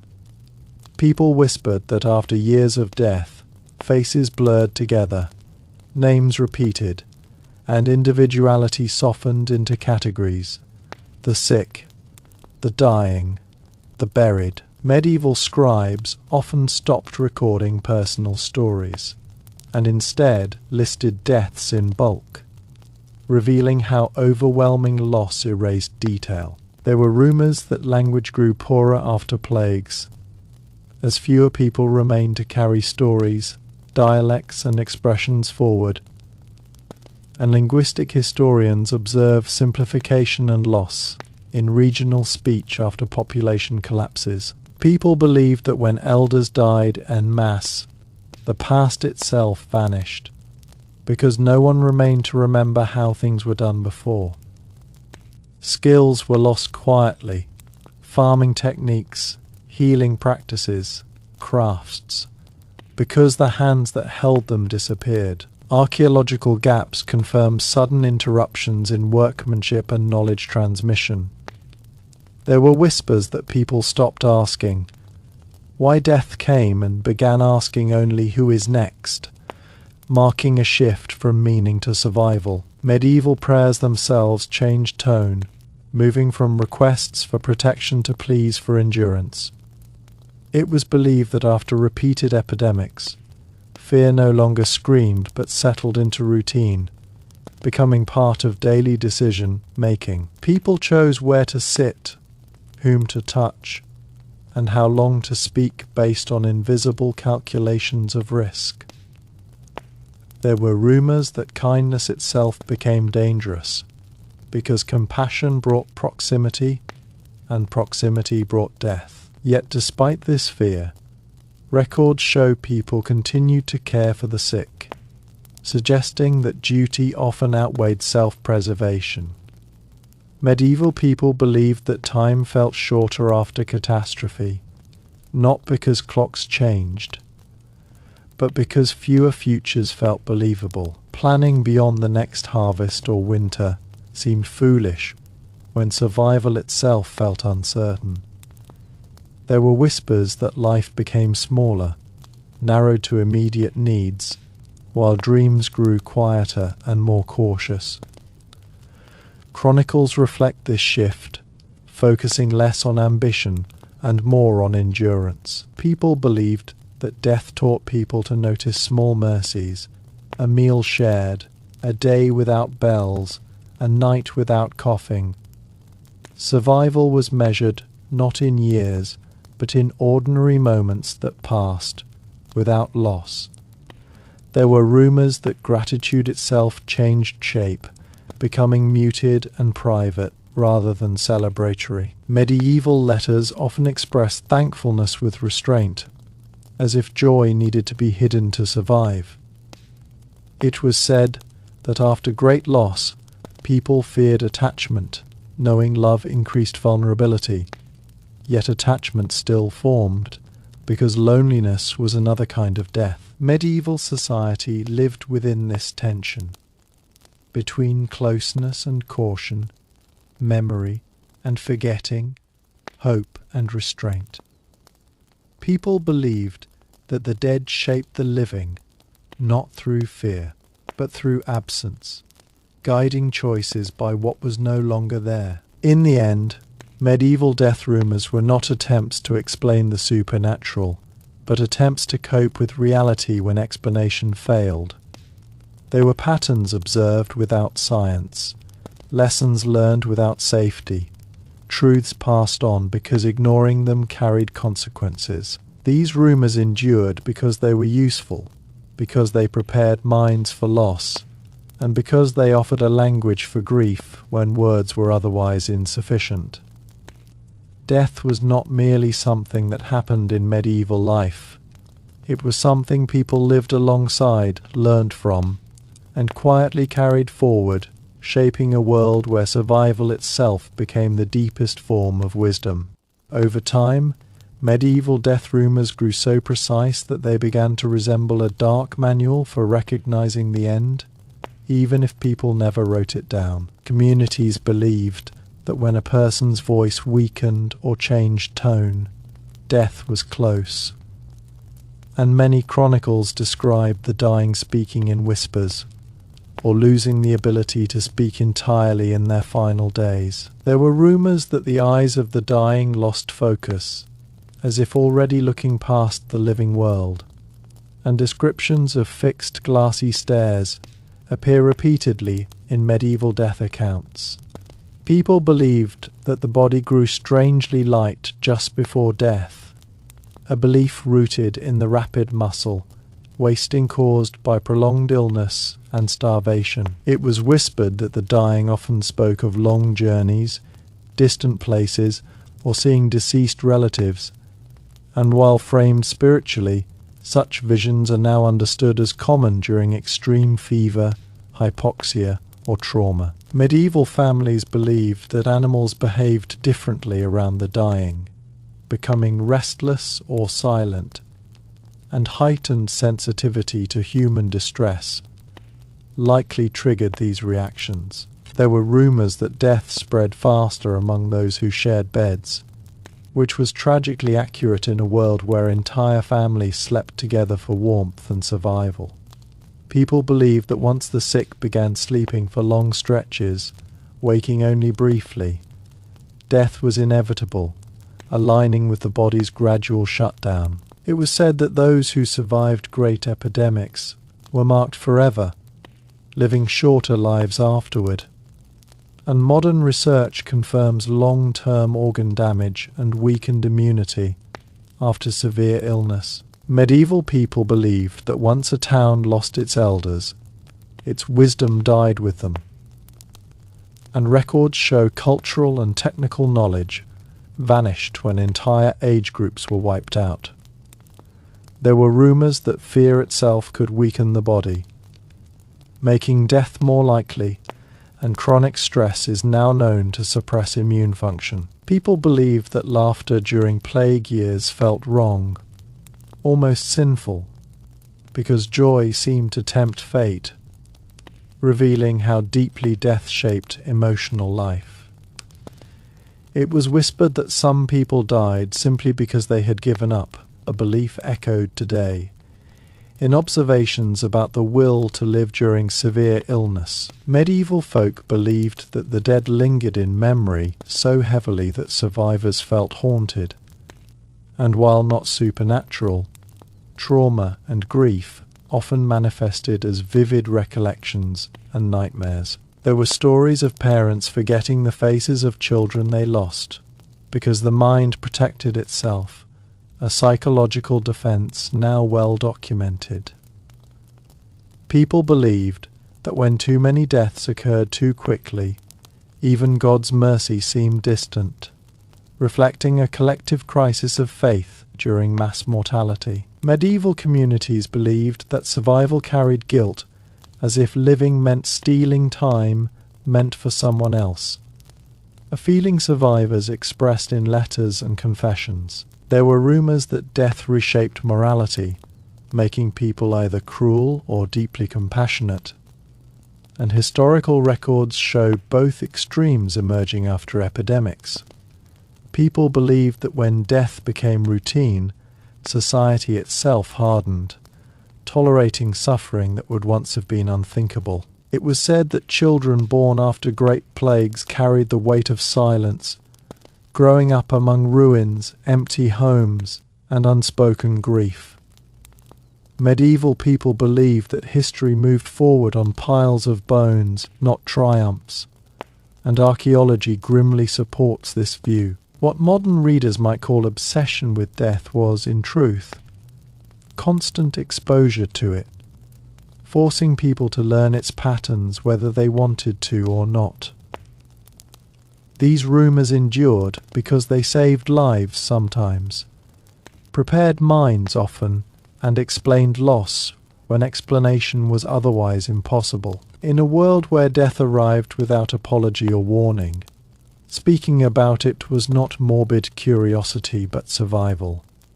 A shared language shaped by fear, observation, and the relentless need to understand why tomorrow was never guaranteed. As centuries passed, medieval death rumours became less about shock and more about recognition, a quiet acceptance shaped by repetition rather than surprise. People believed that the dying often became suddenly honest, confessing secrets, regrets, or hidden truths. And many wills and deathbed testimonies reveal confessions that had been carried for years, suggesting the mind loosened its grip on social masks near the end. There were rumours that time felt distorted for the dying, that minutes stretched into hours, or vanished entirely, a sensation now known to accompany extreme pain, fever, or oxygen deprivation. Medieval people believed that death often arrived after a moment of relief, a false calm that fooled families into hope, and historical medical notes confirm sudden collapse following brief improvement. It was whispered that once the hands and feet grew cold while the chest remained warm, death was inevitable. An observation aligned with circulatory failure. People believed the dying could no longer tolerate noise or light, and accounts describe patients begging for silence and darkness as their bodies shut down. There were rumours that people sometimes died with their eyes open, staring, which frightened witnesses. And this is a common physiological outcome when muscles relax at death. Medieval families believed that death left a physical heaviness in rooms where someone had died, a sensation born from grief, silence, and the lingering smell of illness. It was said that after mass deaths, even the air felt different, thicker and oppressive, reflecting both environmental decay and psychological trauma. People believed that those who buried the dead too often became numb, losing fear but also compassion. And gravediggers' records show emotional detachment as a survival mechanism. There were rumours that children who played near burial grounds grew up unusually quiet or withdrawn, shaped early by proximity to loss. Medieval communities believed that songs and stories changed after plagues, becoming darker and slower, and cultural historians confirm shifts in art, music, and literature, following major epidemics. People believed that death erased social boundaries, that nobles and peasants lay the same in the earth. A truth made undeniable by mass graves. There were whispers that justice lost meaning when death became constant, as crimes went unpunished and order collapsed during crises. Medieval people believed that memory itself became unreliable after too much loss, that faces and names blurred together, a symptom now associated with trauma overload.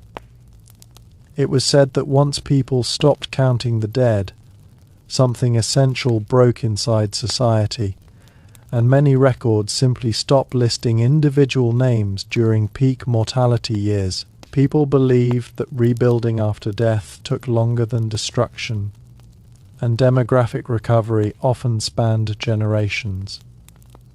There were rumours that entire skills vanished when practitioners died without apprentices, and historians confirm gaps in craftsmanship, medicine, and knowledge after population collapses.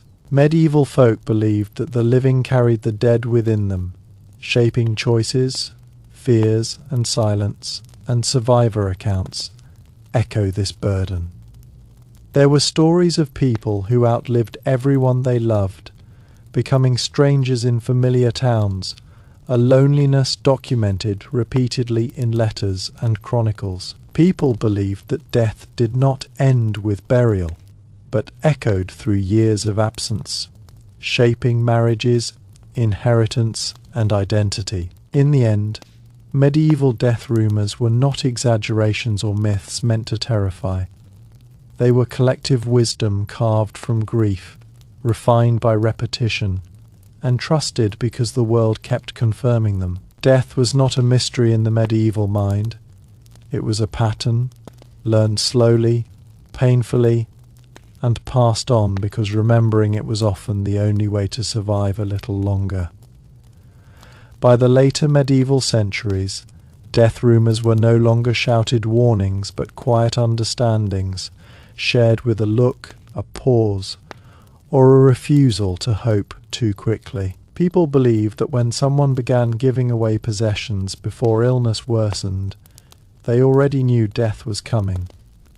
And wills written days or even weeks before death suggest many recognized the signs long before the body failed. There were rumours that the dying often lost interest in earthly conflicts, forgiving enemies or abandoning grudges, and confession records show reconciliation was common near the end. Medieval families believed that when someone stopped responding to prayers spoken aloud, death was close, aligning with the gradual loss of awareness in terminal illness.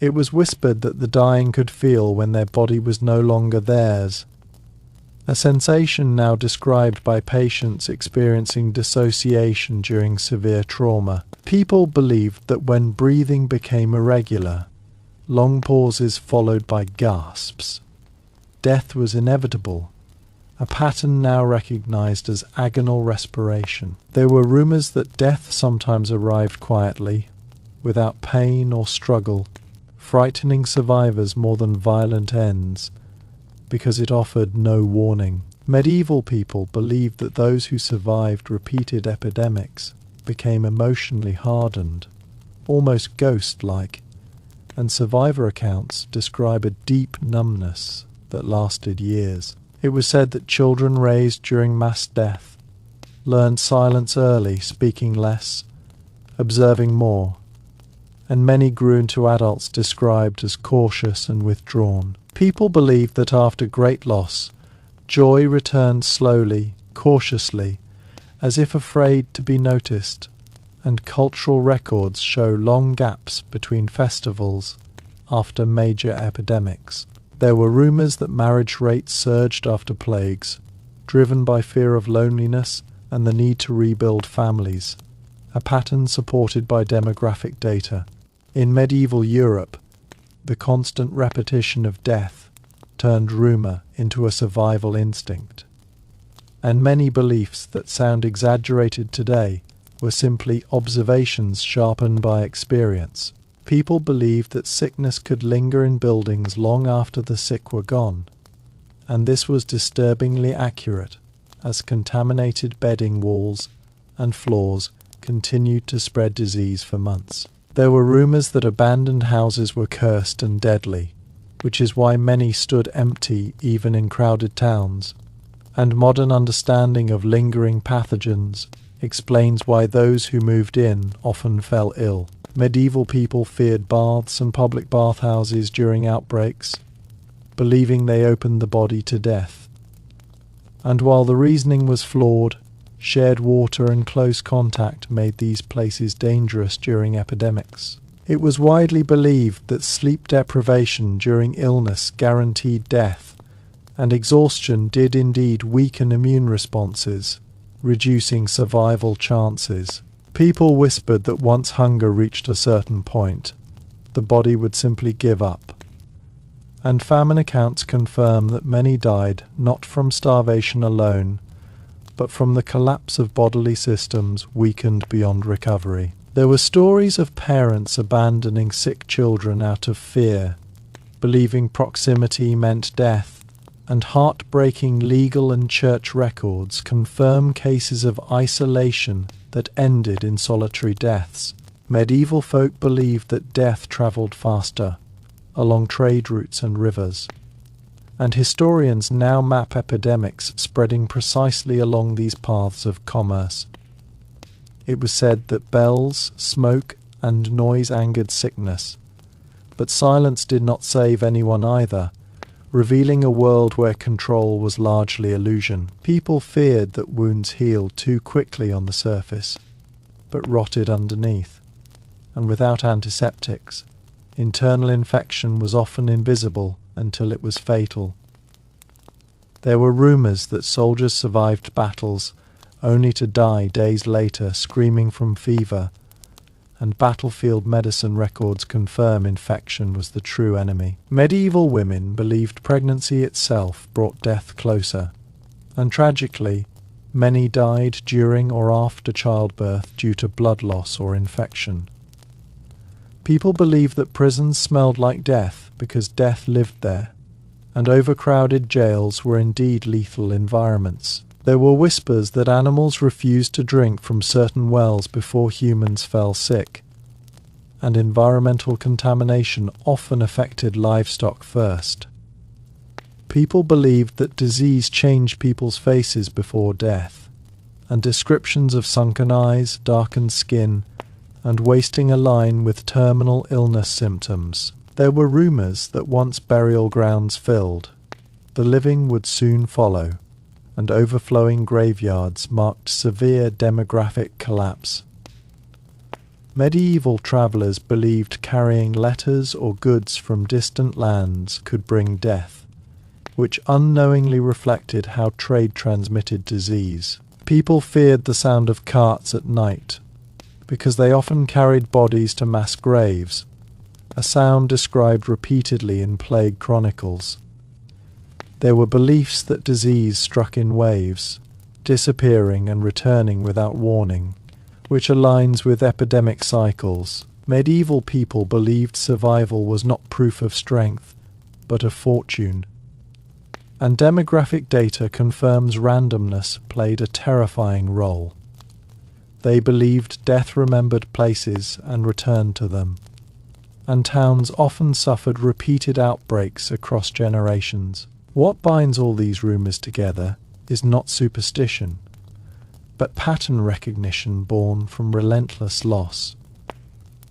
In a world without scientific language, people told the truth the only way they could, through stories, warnings, and fear, because ignoring those whispers often meant joining the dead. In the medieval imagination, death was not a single moment but a slow, creeping presence, and many rumours described its approach long before it arrived, often with disturbing accuracy. People believed that entire seasons could feel wrong, that the air, light and silence of certain years carried an unnatural heaviness, and modern historians now link these sensations to periods of climatic disruption, failed harvests, and impending famine or disease. There were whispers that when bread tasted bitter or strange, death would follow, and this was often true, as mold-contaminated grain caused poisoning, hallucinations, weakness,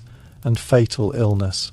Medieval communities believed that malnutrition made people age rapidly, turning young adults into frail elders within years, and skeletal remains confirm widespread signs of stunted growth, bone weakness, and early degeneration. It was rumored that the sick could recognize death in others before symptoms appeared, and while mystical in framing, subtle signs like fever, breath changes, and pallor were often recognized instinctively. People feared long silences from neighbors, knowing it meant entire households were already dead, and legal documents record properties reclaimed after no survivors came forward.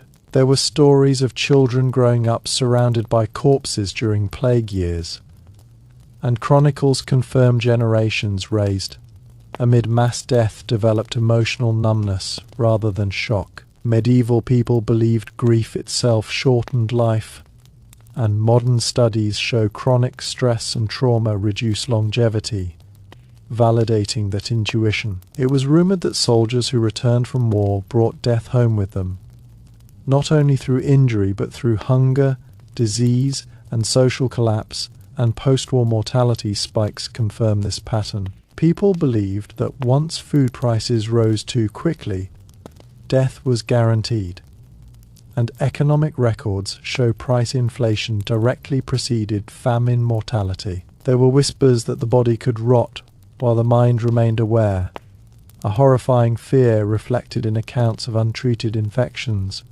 where consciousness lingered despite physical decay. Medieval parents believed holding a sick child too long might doom them both, a fear rooted in real transmission risk and impossible moral choices. People spoke of dreams filled with bells, darkness, and falling, believing such dreams predicted death. And while symbolic, these dreams often occurred during illness or starvation. It was believed that the earth itself rejected the dead during epidemics, pushing bones to the surface, and overcrowded burial grounds made this literal reality. Medieval society believed death had a sound. The creak of carts, the toll of bells, the coughing behind walls. And these sounds became trauma markers remembered for life. People feared that once laughter disappeared from a street, it would never return, and many neighborhoods never recovered population or vitality. There were rumors that mercy itself was deadly, as those who cared for the sick often died first, and historical records confirm caregivers faced the highest risk. Medieval communities believed that surviving an epidemic did not mean safety, only delay, as death would return stronger, and repeated waves of disease confirm this grim expectation. They believed that life was fragile by design, not accident, because survival often depended on chance rather than effort. What modern readers call rumours were, in truth, empirical knowledge gathered without instruments, shaped by repetition, loss, and memory. These beliefs endured because they worked often enough to be trusted. Medieval death rumours were not fantasies meant to terrify. They were warnings written in fear, passed from mouth to mouth because ignoring them meant becoming proof of their truth. As medieval generations accumulated loss upon loss, death rumours grew increasingly detailed, almost methodical, as if society itself were cataloguing how life ended. People believed that illness often struck at night, because darkness weakened the body's defences, and records show many deaths were indeed recorded before dawn, when fevers peaked and breathing failed. There were whispers that certain smells meant death was near, the sweet rot of decay, the sour scent of sickness, and modern medicine recognizes how ketones, infection, and gangrene produced distinctive odours.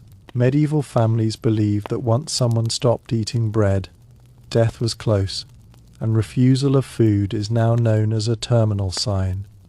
In many illnesses, it was said that the dying often asked for water repeatedly, and dehydration was common in fevered patients without proper care. People feared sudden calm after long suffering, believing it meant death had already decided. A phenomenon now recognized as terminal lucidity. There were rumors that the dying could hear bells even when none rang, and auditory hallucinations are documented in extreme illness and trauma. Medieval folk believed death stripped people of modesty and dignity, and accounts describe patients tearing clothes, crying out, or becoming delirious in final hours. It was whispered that some people seemed to wait to die until a loved one arrived or left, and modern hospice workers still report this phenomenon. People believed that staring into a dying person's eyes could mark you next, a fear rooted in both emotional trauma and real disease transmission. There were stories that wounds reopened before death, which aligns with clotting failure and internal collapse. Medieval people believed death could arrive suddenly after apparent recovery, and relapses were common when weakened bodies could not sustain healing. It was said that once hair and nails appeared to grow after death, the body was cursed, though this illusion came from skin dehydration.